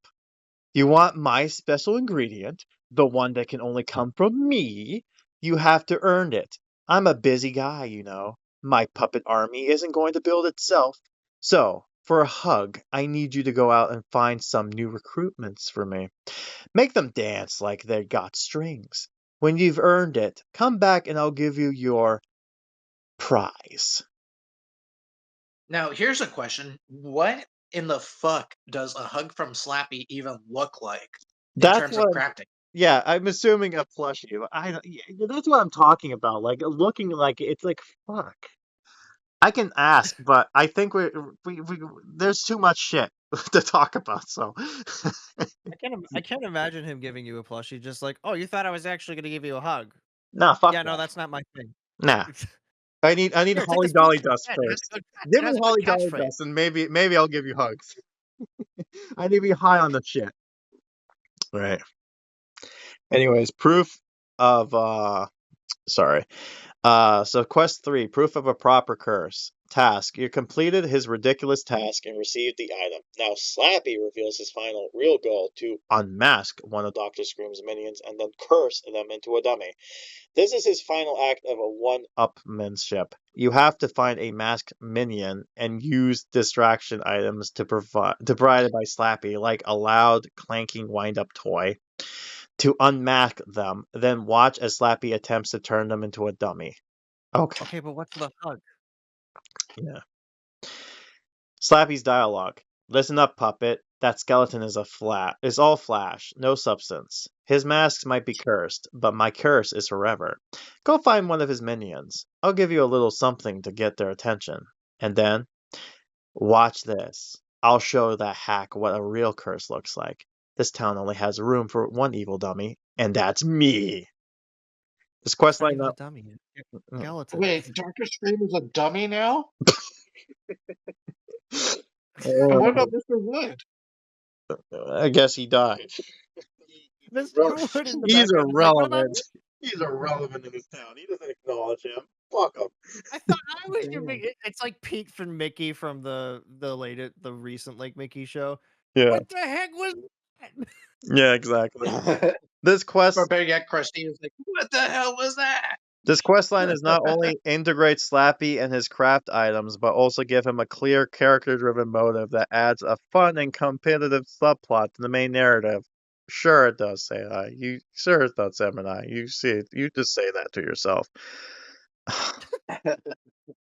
Alright, anyways. Let's talk about before we get to a questline stuff, let's talk about hold on, let's see if that is that the next thing I was about to ask it. So yes. Okay. So I was about to ask. So I'll hold off on that for now. Let's go ahead and ask another question after this, which I said, what would the crafting station look like? You mentioned that this is something Lizzie would have made. Also, what decorations would be included during this limit time event? Because as you know, I don't do decorations, right? So I figured, well, Right. I'm here, so I might as well ask. Might as well do the whole Yeah. shebang. Might as well do it. I would at least put in the time to, like, list decorations. Yeah, I'm too lazy. I'll ask AI to do it for me. Anyways, the crafting station is the unmasking alchemist. Okay, that's an interesting name. Since Lizzie Morris is the brains behind it, I still argue about that. The crafting What? station. Yeah. Anyways, the crafting station will look less like a spooky cauldron and more like a cobbled together yet highly functional scientifically contraption. What the fuck does that mean, game? It would be I'm housed sorry, you with kind of cut out there for me for a second. What was that? Okay, so the crafting station would look less like a spooky cauldron and more like a cobbled together yet highly functional scientific contraption. And they made sure to highlight that, like, scientific contraptions. Like, okay. It would be Okay. housed with a Okay. slightly run-down shed or an abandoned chemistry lab in HorrorTown, reflecting Lizzie's Well, there is resourcefulness. like a bad laboratory. Yeah, yeah. But I'm assuming it's a shed or something like that. Anyways, visual descriptions. Okay, cool. So it's going to tell us exactly how it's going to look like. The base. The station itself would be a sturdy, dark wooden bench, but it's being upgraded with a variety of unusual parts. Okay. The main appearance. The central piece would be a series of glass beakers and flasks connected by copper pipes and rubber tubes. The beakers would hold raw ingredients like the tears of laughter would be a sparkling clear liquid, and here you go. While the hug from Slappy might be a visually glowing green sludge. So I'm assuming What? it's yeah. So I'm assuming you know how Slappy does the throwing up green shit, right? The Yeah. whole thing. I'm assuming that's what the hug of Slappy is. It's like here you go. Oh, here you go. Yeah, I can like imagine it's like, oh, you want something You from want a hug? me? We'll have some of Okay. this. Yeah, that's exactly what it is. He gets like, hey, here's a hug. He hugs him. It makes me sick. Ew. Yeah. Slappy. Well, you said you wanted a hug. All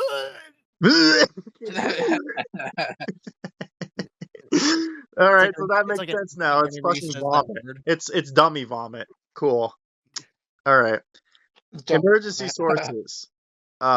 The whole contraption would be powered by a glowing, pulsating crystal found in town's abandoned mines. Now, there is a gem mine as far as like buying a premium goes, but as far as in town, no, right? So, Yeah, you can there is like a gem mine thing. but you have to buy it, right? It doesn't come originally for free, so you have to pay up. Yeah. Okay, so placed in the center of the bench, channeling a pulsing positive energy into the concoction. Okay. The mechanicalism. A series of tiny whirling gears and levers, all with little name tags scratched in Lizzie's handwriting. Like Gear 1 for purity, level B for companionship would be attached. When the player adds the ingredients, these gears spin and liquid would bubble and change color, eventually pouring the finished ultimate elixir into a small ornament glass vial. So it seems like it's trying to understand what the fuck this game is, and it's assuming that it's something more complicated than it should be.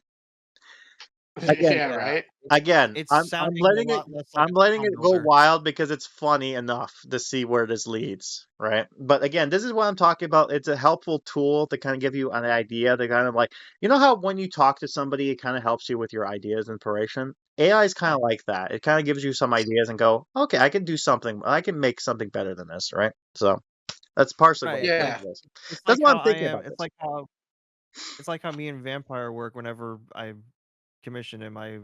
Because I suck at explaining things, so I Exactly. just So share with him you like can an have, AI, and I go, "Hey, I can we have an make idea. this not look like this?" And then it shits something out for you, and you're like, oh, okay, I got something now, right? Anyways, a personal touch. Around the workbench, you'll see blueprints and sketches taped to the wall, all drawn by Lizzie. The sketches would have notes scribbled on the side about optional distation and moral plurality. Like, fucking hell, AI, with your fucking words. A framed picture of a smiling family or a friend might be sitting on the side, representing the positive emotion the machine is meant to harness. Okay, so I'm assuming this is supposed to be like some sort of workbench of fucking like weird science project, I guess, to combat with Dr. Scream's evil negative energy. Looks like Yeah, a right. okay, so looks like a science fair project gone gloriously right with just enough of Goosebumps weirdness to it. You guys just said that Uh, game. That would have been okay, but all right, you go into details. Okay. Okay. Anyways, limited time event decorations. The decorations would transform HorrorTown to a spooky, unsettling landscape that mirrors the theme to the event. All right, so let's see what it comes up with. Creepy antique mirrors.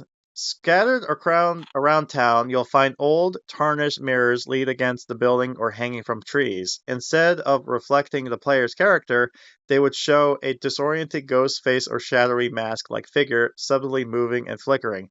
This would be a subtle way to represent the reflection horrors from the plot. Why does it think that this game is first person? Is what I'm understand. What I'm trying to curious about. But what is this obsession with Yeah, mirrors? this game. I Because don't know. I read through the thing of the five masks of Doctor Scream, and the masks themselves just teleport you to like various locations. Yeah, it's lame. My idea of I combining mean, haunted they mask is also better. sort of like, You're lame. But anyways, I mean, depending on the mask, they also kind of like transform the wearer too. yeah. Anyways, the unloved collection. Various items from Dr. Scream's curios would be placed on porches, street corners, and in front of shops. This would include broken toys with a single glowing eye, cracked porcelain dolls with blank stares, a discarded rusty metal object shaped like a grotesque face. They would glow with a faint, malicious purple light. So, again, it's obsessed with mirrors and purple for some reason. I don't know why. Face in the dark. Like, Okay, let's see this. The trees would be decorated not with lights, but with small, plain mask that seems to glow faintly in the dark. As the players walk by, the mask would briefly shift and show a fleeting, unsettling expression, a quick sneer, a sad frown, or an empty stare, before returning to their blank stare. Okay, so sounds like an interesting animated decoration, right? Like an actual. I can see that. So Like a scare decoration. yeah. In fact, you know what? Something I'll make a mention of. There was a decoration from Snoopy's Town Tales that did the masquerade. Basically what I would assume to be it was like a masquerade ball, but I assume it was basically based off of the um s- fuck, what's that holiday in February? Fat Tuesday. What was it? I don't know. Mardi Gras. That's it. Mardi Gras. I don't know why Oh, the Mardi fuck. Gras. Yeah. So it had a Mardi Gras update, and they had like an item which is basically like a tree or something with masquerades on them, and it's like I could see that being kind of like the thing, like the masks kind of move every now and then to make different faces, right? Right. I could see that. Anyways, shadowy silhouettes. On the side of the buildings, there would be moving shadows that aren't tied to any physical object. They would appear as tall, slender figures with exaggerated pointy shoulders, mimicking Dr.Scream's silhouette, as if he's always watching from the periphery. Okay. Oh, okay. Get this. Purple haze. Of course. You can't have the event without purple. Purple Wait, shit. I was gonna say on that silhouette bit, it kind of reminds me of Mr. Chameleon's shadow. Yeah, that's what I'm thinking too. It kind of has more of a shadow. It's almost like if the shadow took its own personality. You know what I mean? But anyways, Well, I uh, mean, in Mr. Chameleon's case, it kind of does. yeah, it does. I mean, they are both entities, right? They're like basically Venom in a Yeah, sense, and that's a story. But uh, it they are almost separates, but one. here's what I think. It kind of seems like Doctor Scream might have been influenced by the Shadow Lord, maybe. Maybe that's why his obsession with mirrors. Uh, except the problem is that the Shadow Lord isn't obsessed with mirrors. I know he's in the monochrome dimension. The what was it? The gray Gray world. World. Yeah, gray world. Yeah. Yeah. So I'm assuming, like, again, here's the thing with R.L. Stine. What you'll notice is if you read his books, there are similar fucking plot points that you could have just said. Well, you already mentioned this before. Why can't you just say, like, for example, the whole Panic Park being in this monochrome world? It's like, well, that sounds like Gray World to me, but no, it's a whole totally different fucking thing, right? Or the fact that there's even Well, it mirror sort of versions is. It sort of is. Mainly because the only way that people get to Gray World is by being taken a photo of in by in Mr. Chameleon, right? yeah, by Mr. Chameleon. And within Gray World, like it's still you can still travel around, but it's all like completely pitch black. And the only residents that Well, seem to be there are the mad kids of 1946 or Well, it's 1947. it's monochrome, right? So that's what it is. It's like a fucking ghost Yeah, but town. It's like almost It's like you're in limbo almost, right? In a yeah, but sense. like there's like another difference is that the kids in that are trapped in Gray World, they're still kids. Like they can still like bleed and sleep and eat and age and well, not age, Well, but they yeah, can not still age. do like That's everything else. maybe age The mentally, but characters not in physically. yeah, not physically, but in Panic Park, these are just like wispy shadows of people that used to go to Panic Park. These are not the same as the kids of 1946. Yeah, Seven, sorry, yeah, that's what I mean. But 1947. but as we learn with HorrorTown, they try to combine things together. So sometimes they'll retcon certain things to kind of make it connect, kind of like what I'm doing here with the whole combining this Doctor Scream with the origins of the haunted mask. Because again, five masks is like, well, unloved or five. It's like, you know what I mean? Well, It's like, yeah, but they would have to find a way to incorporate Grey World with Panic Park and involve Mumbler Chameleon in it somehow. yeah, I know. It's just again, I'm just spitballing here. So, and let's Maybe he continue with was the maybe AI he lived shit. in the mask shop at one And point. one more thing. Well, one more thing. They would also have to tie Chameleon with Horrorland for somehow, That could Yeah, be since that Panic could be Park right. is sort of like an extension of Horrorland. yeah, I mean, every amusement park needs a photo booth person yeah, or a photo exactly. taker. Yeah, they do have photo booths, but the way to get to Grey World specifically is more or less unique to Mr. Chameleon. Yeah. I have a new person now. His name is Dr. Scream. You're leaving me? You're leaving me I already? mean, I want not even Spidey's camera can fucking do that shit. Yeah, I know. Anyways, the to purple kill haze, people. a subtle, low-lying purple fog will creep through the town's streets at night, adding to the eerie atmosphere with thick around Dr. Scream's shop and other event-related locations. I don't know how the fuck you can make that into an item, but okay. I'm assuming you can make it to walls or something, I guess. I don't know. I Haunted don't know. It's mask. really hard to do fog. Yeah, haunted mask. Glyph. I don't know this word. Glyphs. Glyph. Glyphs. Okay, thank you. Haunted mask glyphs. Certain surfaces like cobblestones or walls would have faint glowing symbols on them. These would be abstracted designs that faintly resembles the 5 unloved masks, serving as a reminder of their influence over the town. Okay. I think that seems to be a little bit much in terms of just the unloved. Yeah, I know. That's Again, just I me. fed it information and it gave me this, so this is partially my fault. AI is only doing what it's been told, right? That's the thing Right. this is the lesson we're learning today. We're teaching people who are listening to this what the hell AI is, you know? Like it's not as exciting as you think it is. But anyways, let's get to the story. So we get to the Oh story boy. and then we'll do the side plot as well. Sorry. It's been too long. I do apologize, but again, this is entertaining enough That's as okay. it is. Right? Right. Anyways, so here's what I said to it in order to get the plot. Sounds awesome. With what we have here, is there a way we can turn this into an 8-part dialogue of the story from start to finish? And he's like, absolutely! We could take all the elements we discussed, the plot, the characters, Dr.Scream's introduction, and the crafting items, and we will weld them into an 8-part story told through dialogue. Each part will represent a different stage for the event, from the initial discovery to the final confrontation. Here's the 8-part storyline dialogue for the Scream's Unloved event. So that I guess that's what the event's called, is the Scream's Unloved. Okay. Um, Sure. so I'm gonna add something here. So again, this is ad lib. So it doesn't know Curly exists, but we have to have our boy Curly It's in one of there. those slappy. Yeah. So yeah, you know Slappy, but Curly, nah, he doesn't exist. But we love our boy Curly, right? He's our fucking crypt keeper. Of So course. meh.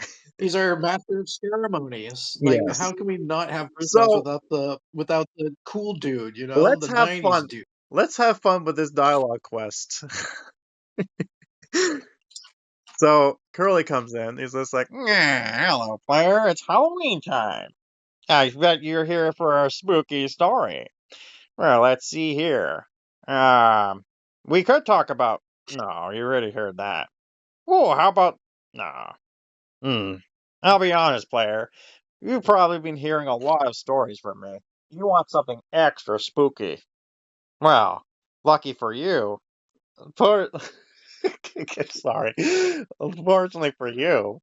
Uh, oh, fuck, I'm trying to think of his name.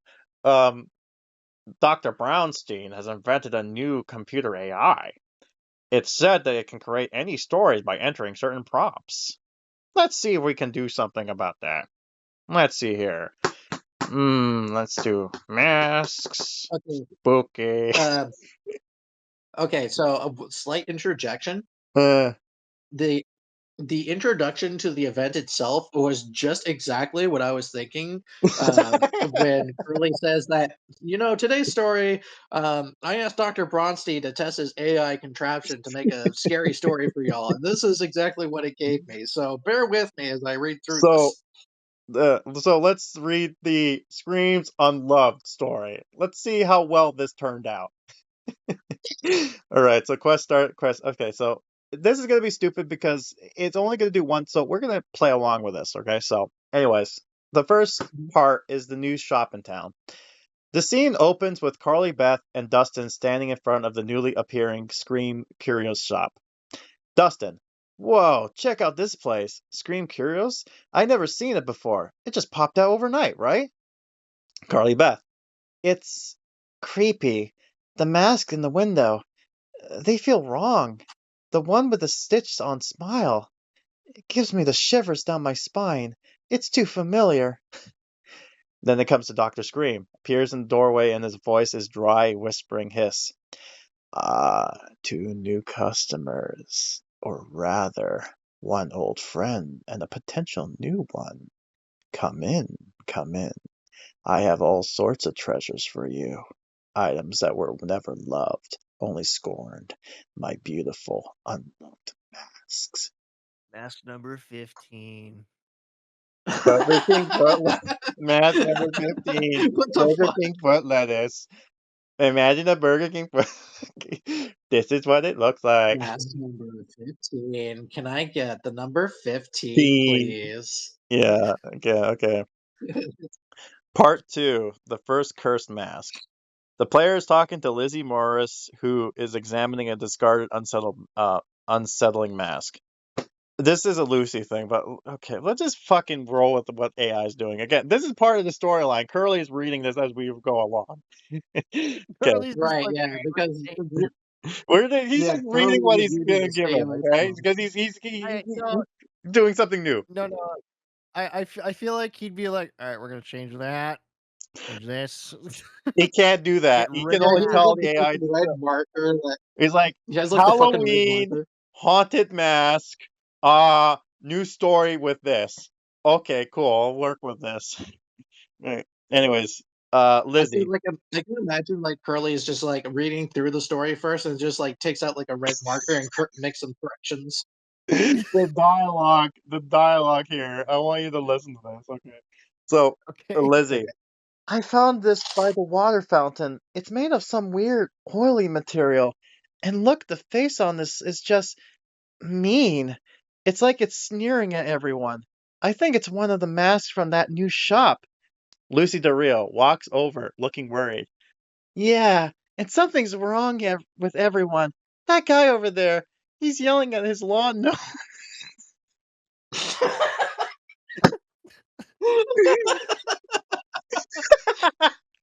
This is specifically the lawn gnomes. I'm just like, hey, you fucking gnomes! That's my garden, you You don't goddamn fuck up my gnomes. garden! Like, what the fuck is? It's not What even. the It's fuck's not wrong moving, but with you that? can tell that its eyes are moving. Yeah, Oh, you know what? This reminds how many of you guys are like familiar with Malcolm in the Middle? kinda. I'm familiar with it, but you know, Okay, do you know one of the kids named Dewey? remind me. He's like the youngest of the Yeah, three brothers, and I he's believe like this. Okay, so the thing with Dewey, like, there was this one episode where like a new family moves in, and everyone in the Malcolm's family doesn't like this new family, but Dewey doesn't really care because the only thing he's concerned about was the lawn gnome that the fucking new family had, right? Yeah. And he is completely fucking like um what's the word? Paranoid with this Yeah. thing. Yeah. And he thinks it's like he would like treat it like the spawn of Satan. So by the time like by the time the new family like moves out of the house, the lawn gnome gets crushed by the moving truck, and Dewey just jumps on the fucking thing, frantically happy that it's finally gone. Yeah. Anyways, I I love feel that. like the type of relationship like the unmoving gnome has with Dr.Scream is exactly like that. Yeah, I can imagine the gnome is just trying to faint, like, what the fuck is this? Anyways, Yeah, yeah, he's like standing there looking at Dr.Scream, like trying to hold that's his composure, but just like desperately trying to like not laugh at him. Like, bruh, that's fucking you're funny. screaming at a gnome. That dude, that's now a drawing you gotta draw. Wearing a stupid mask. You fucking gnome! What the fuck's this problem? Anyways, that guy over there, he's yelling at his mom though. And that girl, she's talking to her reflection in the window like it's her best friend. I think this mask is part of it. Right, so I'm assuming I that's think part. the Yeah, it premiere doesn't. part is normal, actually. Yeah, that's yeah, that's that. The girl in question is fucking Crystal, because of course it is. Crystal Nicholson. Yeah, she's so I'm full of sorry. herself. No, that's just No, normal. wait. Hang on. Who was talking to Crystal? What? No, I'm saying that girl over there who's talking to her own reflection, like it's her best friend. I'm just like, oh no, that's just Crystal. Don't Oh, worry about that. that's just. Yeah, No, that's just that's Squidward normal. was laying out in the Oh sun. wait, that's Crystal. That's normal. Anyways, yeah. So again, it doesn't give me a full dialogue stuff, but it gives me some parts, which is fine because this episode's going long enough. But let's just get going. Part 3, search for clues. A cure. Or curses, sorry. Cures? Yeah, I guess cures. Fuck. Anyways, the player is talking to Lizzie again because if the player is physically there, you know, because now he's a presence apparently, who is now in the He's lab Eric with the new Appleby. equipment. Sorry. It's Eric Appleby. We've been Eric Appleby this whole time. Yes, we were the Eric Applebys all along. Lizzie's like, okay, I analyze a fragment of the mask. It's infused with negative energy, vanity, selflessness, and bitterness. To reverse its effects, we need a powerful counteragent. We need to collect things that are opposite of all that. Lizzie again. We need some pure like tears of laughter and something genuine selflessness, like a hug from Slappy. We'll combine them to create what I call the unmasking elixir. It's like that is the stupidest shit you've ever. Do you even hear yourself, woman? Tears of I laughter, was about a to hug say, from like, this Slappy. is a person of science. Also, are we just gonna ignore the kindness compass? Yeah, fuck the kindness compass.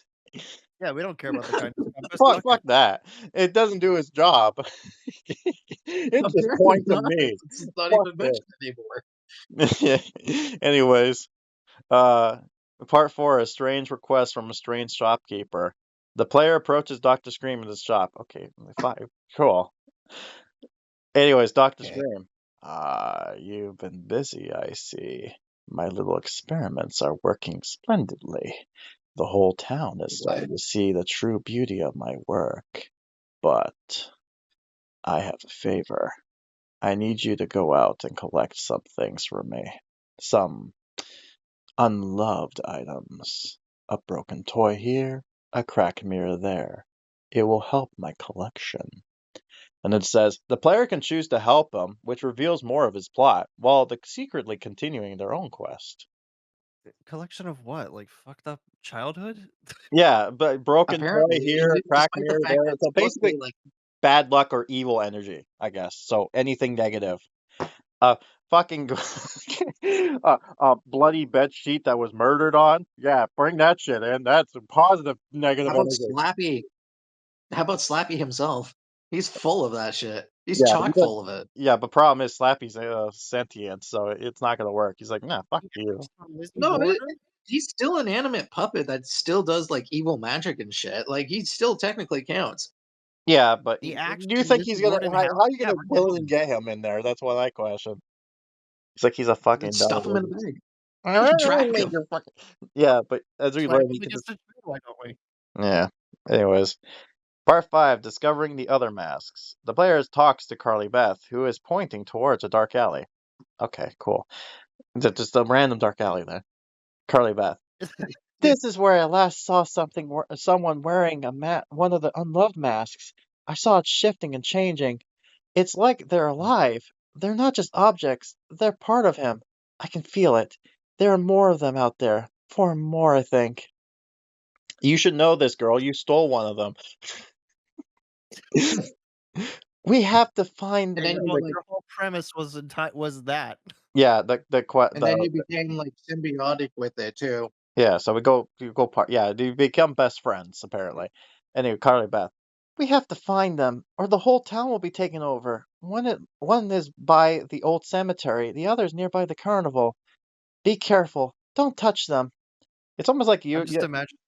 it's like I guess technically speaking, yeah, you're doing all the work because you're just crafting shit and whatnot, but it's like it almost sounds like these characters are doing fuck all. And you're the one who's like, you do all this shit. Like, why The only am thing I I will doing say, this? uh, You're the the main one thing I will character. say though, Yeah. go ahead. No, you go. I was gonna say the one thing I will say is that the old graveyard is the only thing accurate with the actual story of the Scream or Doctor Scream's mask thing, because as the kids are looking for the 5 masks of Doctor Scream, Yeah. one of them, a skull mask, is hmm located inside the old graveyard. Yeah, and like ignoring the other masks that is in the background there as well. From the No, book cover. well, yeah, that's the book cover, but in actuality, those masks are actually scattered someplace else. Like the Yeah, wolf yeah, yeah. mask, for Of example, course, of is course. They just did located that for in. Yeah, I did that for like scene purposes, but it's interesting that they kind of combine Yeah, it there. But yeah, it makes sense. yeah. And the wolf mask is actually located in a place called Wolf Hill. Of course it is. Why wouldn't it be? Can you imagine it being in Cat And Alley? and for some reason, a bug mask is somehow wedged inside some bushes. It There's doesn't some have its own random little bushes. special place. It's just stuck there in the bushes. We find a place for you, so in you go. Yeah, it's like one person has like the wolf mask, just like puts it on Wolf Hill. The skull mask goes into the old cemetery. Meanwhile, they look at the bug mask and just like toss it inside a bush and just walks off. Nah. It's like, okay, Well, like there I you got go. the perfect place. We'll put this skull mask in the cemetery where fucking the headless ghost is, and then we'll put this mask where the werewolves live. What about the bug mask? Meh, throw in a bush somewhere. Who cares? What about the bug mask? Tosses it in a bush. All right, There, moving on. done. Yeah, what mask? Anyways, What bug mask? Part 6, The Unmasking. The player successfully crafts the unmasking elixir and approaches a masked townsfolk with Lucy Del Rio. All right, okay. Sorry, by this Lucy Del Rio, by the way. All right, I caused a diversion. I'll get its attention. You got the elixir, right? This better work. The player uses the elixir and the mask simmers and falls off, revealing the regular townsperson who looks confused and shaken. And here's interesting. So townsperson actually there is a dial like the NPC is a random fucking nobody. So like what? Faceless guy number 50. Yeah. What? What Faceless happened? guy number 15. What? What happened? I feel so tired. My head is pounding. And why was I screaming at a bird? And Dustin comes in. You were. You Screaming were at a yelling at a bird. pigeon. It was real weird. Good job. You saved them. Cool. Good job. It just shows like a You picture good of Slappy job. with a thumbs up. Dun-dun-dun. Yeah, fucking good accomplishment. Part Like it just says good job. It's a picture of Slappy with a thumbs up. yeah, fucking Herbert Slappy. Yeah. Part 7, Dr. Scream's unveiling. Player has collected all 5 masks and returned to the shop to confront Dr. Scream. Dr. Scream. His voice is now filled with rage and triumphant madness. You fool! You played right into my hands. By gathering all my children in one place, you have given me a gift. I will now become the one true unloved being of this town, and all of you will be my reflections. His body begins to disorient in ghostly reflection of his vision, his true self. God damn, can I speak? A ghostly reflection of his true, horrifying face appears in the antique mirror of his belt. This fucking obsession with the mirror on the belt, by the way. Why? So At his least they're whole thing consistent is with the that he mirror and the wants belt to thing. be ugly. Yeah. I guess it's because of the unloved ones and they're kind of obsessed with that. So it's like, he's negative. It's unloved. It's unloved because of him being like his ugliness is coming out of the mask he's trying to put like normal person face on top and it's like, oh, it's turning ugly. He's like, oh fuck, I gotta take this shit Dude, off. And it just mutates into a hideous monster looking thing. That's the I premise of feel the like if Haunted this Mask. was real, I feel like if this was real, even Slappy would be like, dude, what the fuck? That's weird. Yeah, what the fuck's wrong with you? You know what it sounds like? This I guy kind of sounds went, like dude. Like, he this is honestly crazy. he honestly sounds like a fucking like a Bloody Mary slash Candyman type ripoff almost with the whole mirror shit. Yeah, right. But it just merged Just with masks because it's like but I'm Like, forced with the unloved ones because fucking Grimm said otherwise. It's like sorry about that.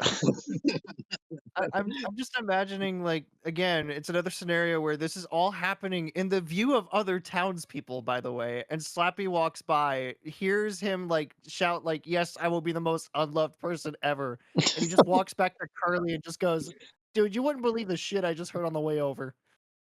He was well, yeah, Curly's and reading then this in like horror. Curly, wait, and I can imagine like Curly looks to Slappy. He's like, "Oh yeah, you want to talk about weird? Look at this fucking story I'm reading. It's complete hogwash." Yeah.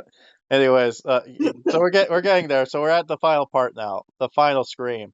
The player and the whole team confronts the true Dr. Scream. Lizzie, it's time to end this. The elixir we made. We have to use it on him. It won't hurt him. It will cleanse him of this vanity and curse that made him this way. Carly Beth. This is for the haunted Ow. mask. And for everyone you hurt. Okay, cool. Okay, so that's why there's only 4, because she still keeps the haunted mask to him. It's like, it's my fucking baby. It's mine now. Me and The him haunted are mask. one. I'm really hurt by all this stuff you said, by the way, Carly. Yeah, fuck off. Also, I'd like to point out that the real perpetrator of the masks was actually Bella from the book, not Yeah, like Dr. Scream was a patsy. yeah, I know. Yeah, I know. He was a red herring.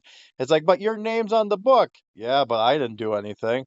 You fool! It was me, Bella, this entire time. It's like, fuck off, Dine. My full name is, or my true name is Belladonna, which is the same name as a poisonous plant. I don't know why that detail was important, but I Because figured Stein you thought should it was know. clever. Stein thought it was clever that day. Like, I know what to do. Okay, yeah, interesting, I guess. Using my big brain. And did you know that tomatoes are related to the nightshade plants? Woo! It's like, Even why though are they're you not giving us poisonous plant at facts? all. Yeah. Like, why are you Anyways, telling us plant facts? I have no idea. It's anyways, Terrarium, guys. Okay, so now the player throws the enhanced elixir at him. He leaves out one final echoing scream. It's like, "Grrr!" and he is hit. The mask crumbles to dust, or the masks crumble to dust, and Doctor Scream's true form vanishes, leaving only a single ordinary and cleaning-looking mirror behind. Okay, I thought it wasn't going to kill him. I don't know. Wasn't that the whole He thing that he was Lizzie said? Was like, it won't hurt him. It was a reflection this entire time. It was a reflection for me along the way. Anyways, Dustin. So he's gone, just like that. Wait, does that mean we get a new mirror for the bathroom? I've been needing one. Lucy Del Rio, you're unbelievable, Dustin. Let's just go home. We saved the tech. I can imagine it, like the scene was like, "Oh, Dustin, you joker," and Yeah, then like honestly, you that hear like does sound. canned laughter in the background. Honestly, yeah, honestly, this sounds like a Dustin and Lucy thing, right? And then we go back to Curly. It's just like, the fuck did I just read? This computer is broken. Oh well. It's like, Looks, and then it's like this Doctor AI is shit. Doctor Brownstein's like, "No, my baby, your baby's broken, Dean. Oh well. Your Well, story is shit, from dude. you.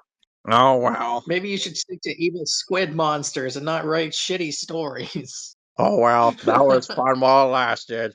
Anyways, sorry about that, folks. I hope you have a happy Halloween, or try to. Yay! Story ends. That was great. What a trip.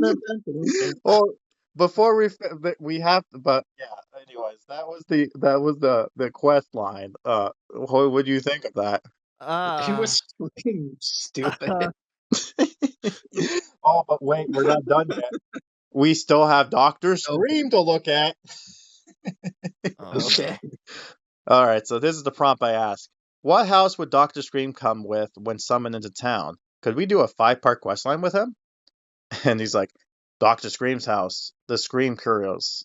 All right, so I guess that scene in question is his fucking house. He lives in the attic of the store. Yeah, Dr. Scream wouldn't come with a traditional house. His dwelling is his business, and his business is his life. He would arrive in his shop, Scream Curios. It would be a permanent addition to the town, a landmark for the event that can also be used for future events or a unique character's home. What do you mean future events? This is the equivalent. I mean, technically, it's not wrong, I guess. No, but at the same time, I just like the ideas. It's like, oh crap, the end will be on this scene only. Sorry. I just had fun with that. I don't know why. Visual description. The shop. Okay, so we get to find out what the shop actually looks like. I guess, even though we had an idea, but now it's going to go into details for some reason. The shop Okay. is a tall, narrow, and oddly shaped building that looks like a warped version of a Victorian curiosity shop. Okay, so that's basically what we had the idea anyways. Its exterior is a deep, bruising purple. What the fuck's wrong with you with purple? I like purple. the Joker. I really love the Joker. Can you tell I love the Joker, Yeah, Grim? deep bruised purple. Again, bruised purple. It has to be bruised purple, not normal purple. Bruised purple with peeling black It paint. cannot be lavender. It cannot be violet. It cannot be a darker shade of purple. It has to be this specific color of purple. It's like, Otherwise, you're not doing purple. yeah, I wanted bruised purple, not regular purple. Do your job. Anyway, But Bruce, I don't want with plum. peeling I black don't want lavender. I want bruised purple. with bleeding what are you black blowing paint, and the windows are oddly shaped, some resembling jagged teeth. Okay, cool. The roof line is crooked at the So top wait a with a minute. Wait a twisted. minute. This is basically the Joker shop, or It's the it's prank shop it from Monster sounds Blood. like it, yeah. Anyways, the roof line, yeah, but if it was a Victorian house, almost, right? The roof Yeah. line is crooked at the top with a twisted skeletal spire. The front door is made of a dark, gnarly wood with a tarnished brass knocker shaped like a grotesque silent face. Uh, okay. The window displays I thought you strange. were going to say brass knuckles for a second. Yeah, the window displays strange, unsettling masks and objects, and at night they glow with a faint, pulsing purple light. That would be cool if the house actually can actually be animated with actually that would have been interesting, but yeah. Anyways, Don't we inside the have like a house that's animated though? yeah. Anyways, inside the shop is a maze of dusty shelves, a glass case filled with countless cursed trinkets, all watched over by the pursuing and smirking Dr.Scream. I'm assuming that it's basically like the fucking AI image I provided is that okay, cool. Again, Yeah, you it sounds can like. tell it's AI though, by the way. The way they're looking at it. It's just Oh the yeah. fucked up nose specifically, but the items as well. It's just like AI does this Well, thing not where only that, but if you look closely, like Doctor Scream also seems to have grown a new finger on his right hand too. that is the Like, signature for when it comes to it. It just loves adding extra fucking fingers for some reason. Anyways, yeah, let's that's like a classic joke. yeah. I'm Stan Pipes. Anyways, Doctor Scream's 5-part quest line. This quest line would start at the beginning of the event as escalated with each part, revealing his character and true intention. So it's kind of like basically his quest line seems like it's that whole working with him type of thing. So that's an Right. interesting premise. I can see that, right? I don't know what Curly would say about this. I mean, he might not even be there anymore. I don't know what his quest line's called, so fuck it. Anyways, I feel like the Carly would introduce this story like, oh look, Bronstein gave me another shit thing.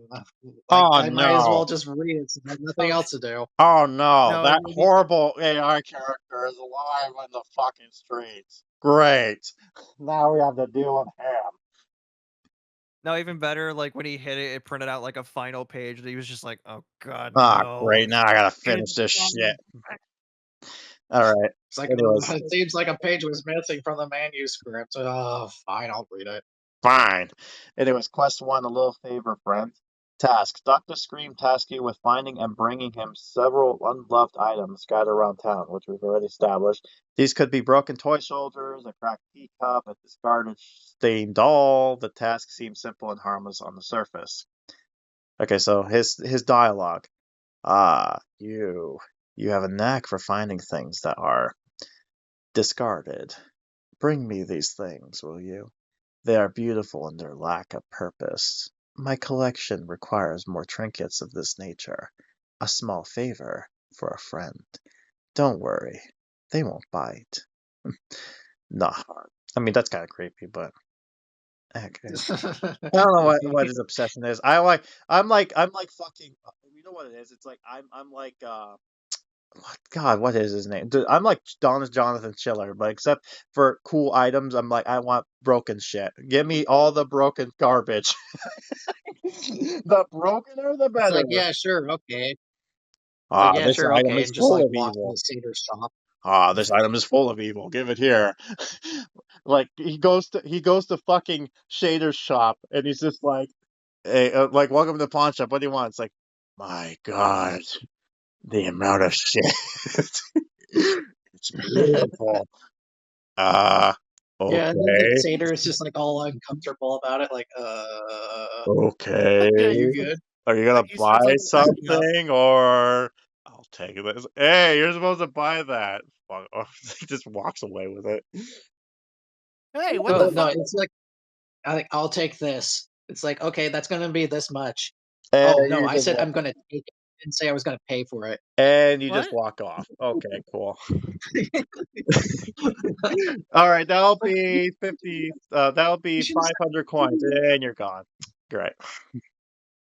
Anyways, It's like you should have said you were stealing it. It's like it's yeah, sort of synonymous. Look it up in the thesaurus. yeah. The It's like mirror fuck you, gaze task. Dr. Scream gives you a small ornament and an antique hand mirror. He asks you, okay, so a hand mirror makes more sense than the fucking mirror he hangs on his belt. But, anyways, Yeah, right. he asks you to have a few townsfolk like Slappy or Lizzie Morris look into it for a moment, claiming he's testing it reflection quality. He's actually testing their accessibility to his magic. Or sensibility. Sensibility. Fucking off. God. I guess accessibility. I guess it's the fucking dialogue thing. And it was his dialogue. My mirror is ancient, and its reflection is pure. I am certain of it, but I need a second opinion. A third, perhaps. Have your friends gaze into its depths. Have them tell me what they see. A simple transaction, really. It's a game of mirrors, and a fun one at that. Okay, dude. It's like, hey, sorry, Lizzie, can you look into this mirror? Why? Just do it. What do you see? Okay, cool. It's like, nah. Quest 3, a beautiful gift.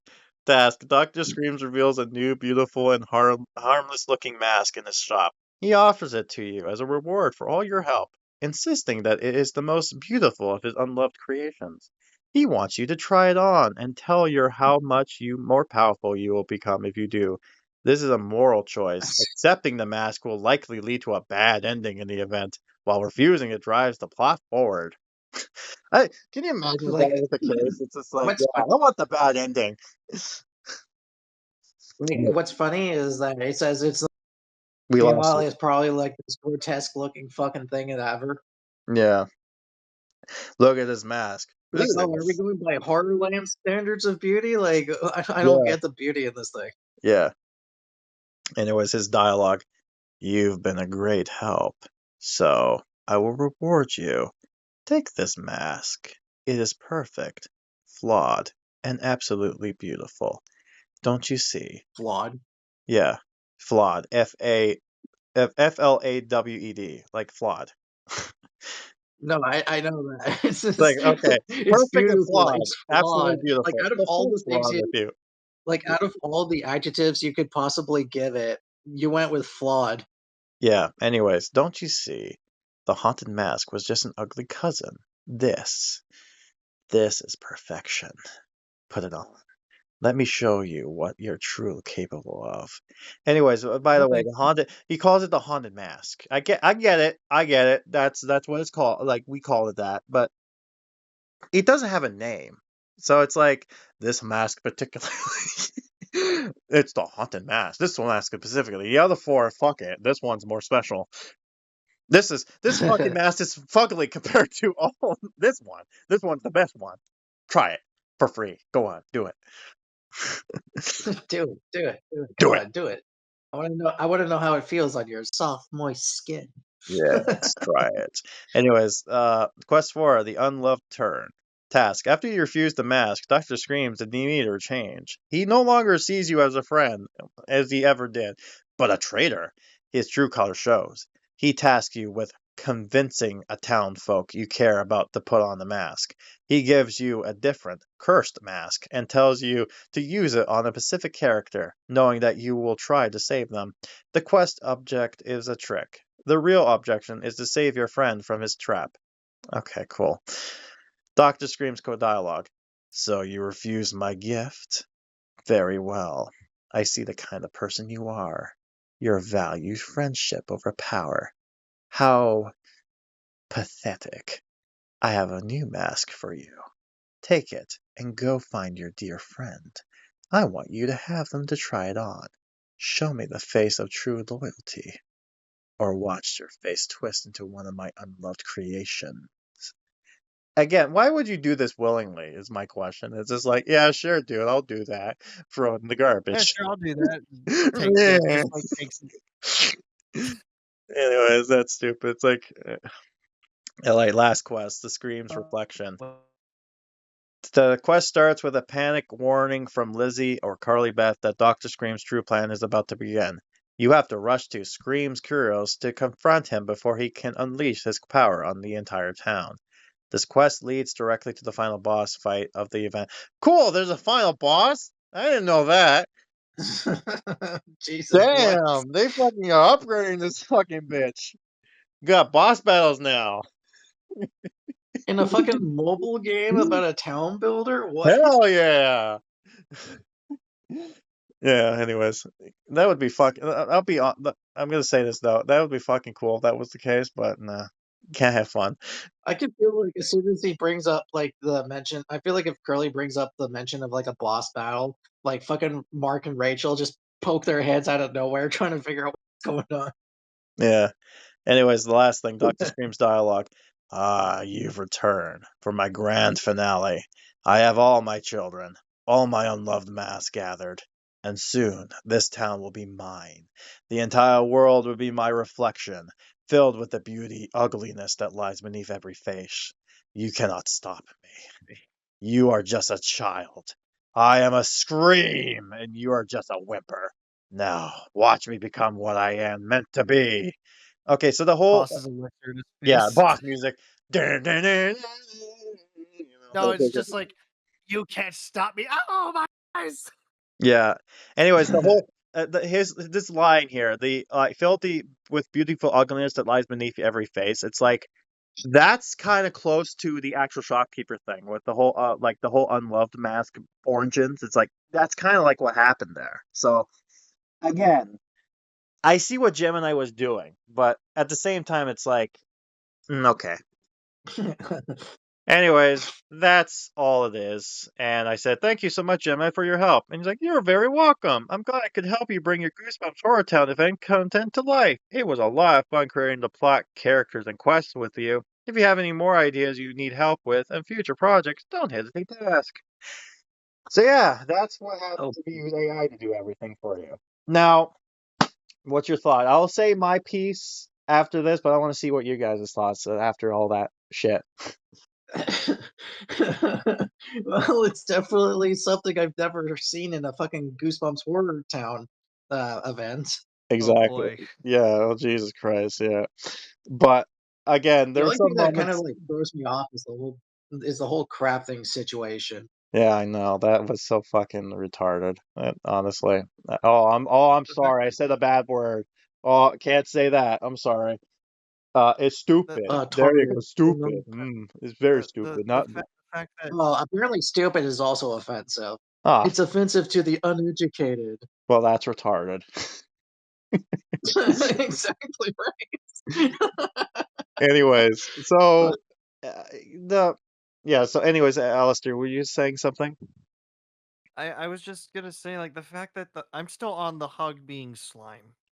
Yeah, I know, right? I'm slime being imagining grow up. this as like a glowing flutter. Yeah, disgusting. I'm imagining it like, yeah, I'm imagining it as like glowing green flubber.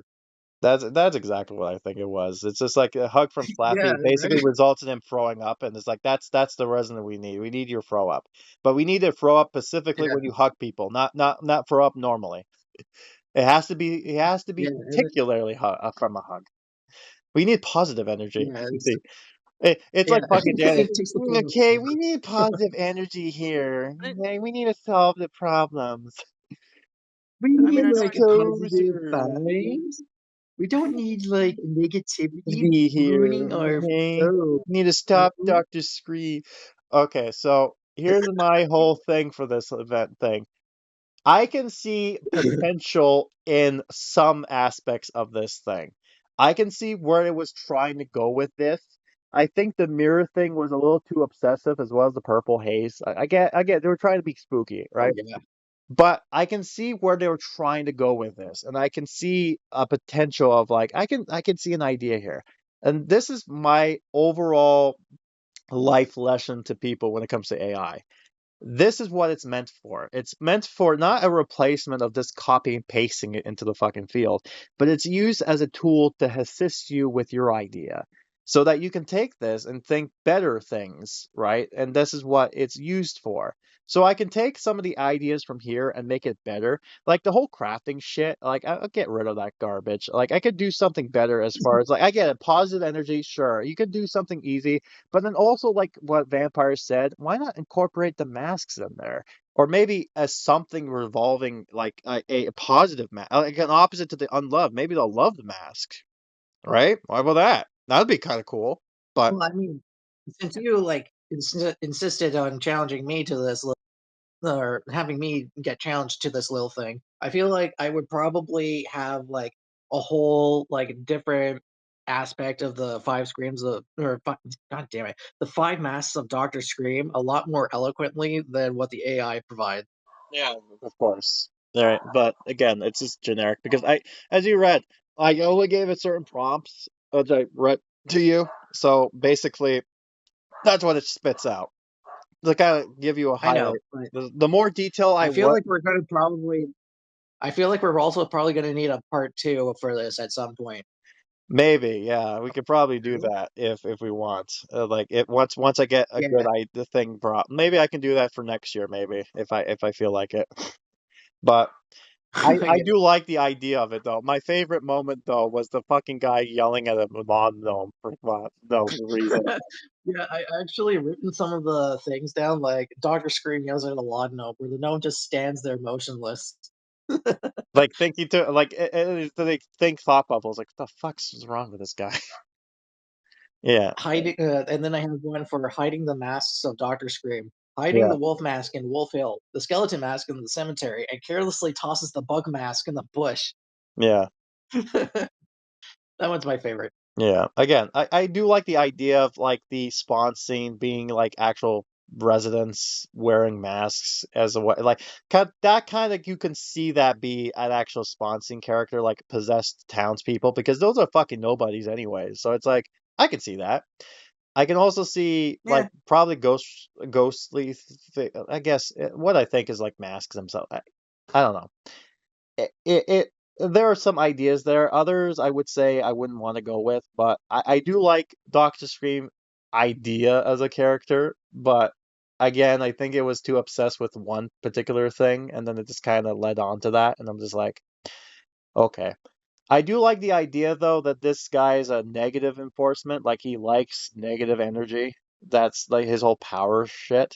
So I get that, but I feel like we can flesh him out more better, honestly. But again, this was a thought experiment. I wanted to see how this would look and feel and act. And yeah, it was interesting. I'm glad we kind of did this thought experiment. Will we do this ever again? Maybe if we're bored, but I won't doubt. Like I'm gonna say this. I don't think I we'd be relying on like I don't think we have to worry about losing our jobs just yet. Yeah, no, we definitely don't. We're fine. But Gemini, thank you for the entertainment. It was certainly fun. I will give it that. But yeah, It was a fun little trek, but you must go now. Goodbye. goodbye, goodbye. Don't call us. We'll call you. Slam the Yes, door. spooky Halloween. AI generate. Ooh, robots. Anyways, Oh, actually, when you brought that last bit up, it kind of reminded me of that one scene in one of Moist Critical's videos. Like, I'm going to introduce you to the most scariest thing ever. Don't piss yourself when I introduce it. AI! He tries to like jump scare with scare you? AI. I bet I did. Fucking pussy. Do you God, I remember love that? Moist Critical. Yeah. I love that. Anywho, Yeah. So I guess that's it. So thank you for watching this long ass fucking episode. 3 hour Sorry. special. Yay! We finally got another one. The last one was back in like when we did the what was it? The fuck, it's the school one. You know what I mean? The why I quit zombie Wake and school. Wax Museum. No, why I quit Oh, zombie Zombie school. School. That was like a 3 hour special, so this is probably the same here. it's a shame that Jax wasn't here or Jester wasn't here because I'm sure they would have loved this. Oh yeah, Oh, definitely. don't worry. We will enjoy it together as a family when we watch it. Yes. Anyways, so I guess we need to look at what we got going on here. Give me a moment. So I guess that's it for this right? Pretty much, yeah. I think so. Yeah, okay. So I guess it's time to wrap it up. So let's go ahead and talk about not as spoilers, but let's see what we got going on for next up. Okay, yes, I see. Here's your meme, which is funny. Well, and now for something completely different. Electric hedgehog power. Pew! Pew! This would be me in my super mode. If I actually had the superpowers. It's me, my Electric super hedgehog mode. power. Yeah, it's me, my super mode with my superpowers. Me, my super mode. Yeah. Yes. Yes. I love Yeah. that. It's like, Mhm. Captain's log, Stardate, 55. This does not even deserve a captain's log because this is dead serious. Yes, I love that. My mother. God, I love like old Chris Chan. That shit was hilarious. Yeah, they keep doing that still too. So yeah, if you don't get it just yet, we have a part 4 trilogy, not quadrilogy going on here. So I guess we're gonna be wrapping it up with this next episode. So, and then I guess then it's Christmas time already. Jesus. Yeah. By that next episode though, we should find out if the game's dead or not. So be on the lookout for that. But yeah, this Yes. Yeah. episode is certainly interesting. So I'll give it that. So hold on okay, yeah. So give your say your goodbyes. So I've been Grim. All right. Goodbye. Hello, goodbye, good evening, farewell. I'll see you all by the graveside. And I have nothing clever. Bye. See ya. Let's before we go, let's ask Gemini what it wants to say goodbye to. Okay, so Let's ask the AI for fun and goodbye. comment. Okay. That's a wrap. Thanks for listening, and don't forget to follow us on social media. They're desperate for your attention. Goodbye. Is that what it actually That's a wrap. How dare Wow, Gemini no. call us out on that totally true thing? Yeah, I know. Gemini Okay. reset. God. All right, that's a wrap. See ya. Happy Bye, Halloween, everyone. by the way. Thanks for Yes. listening.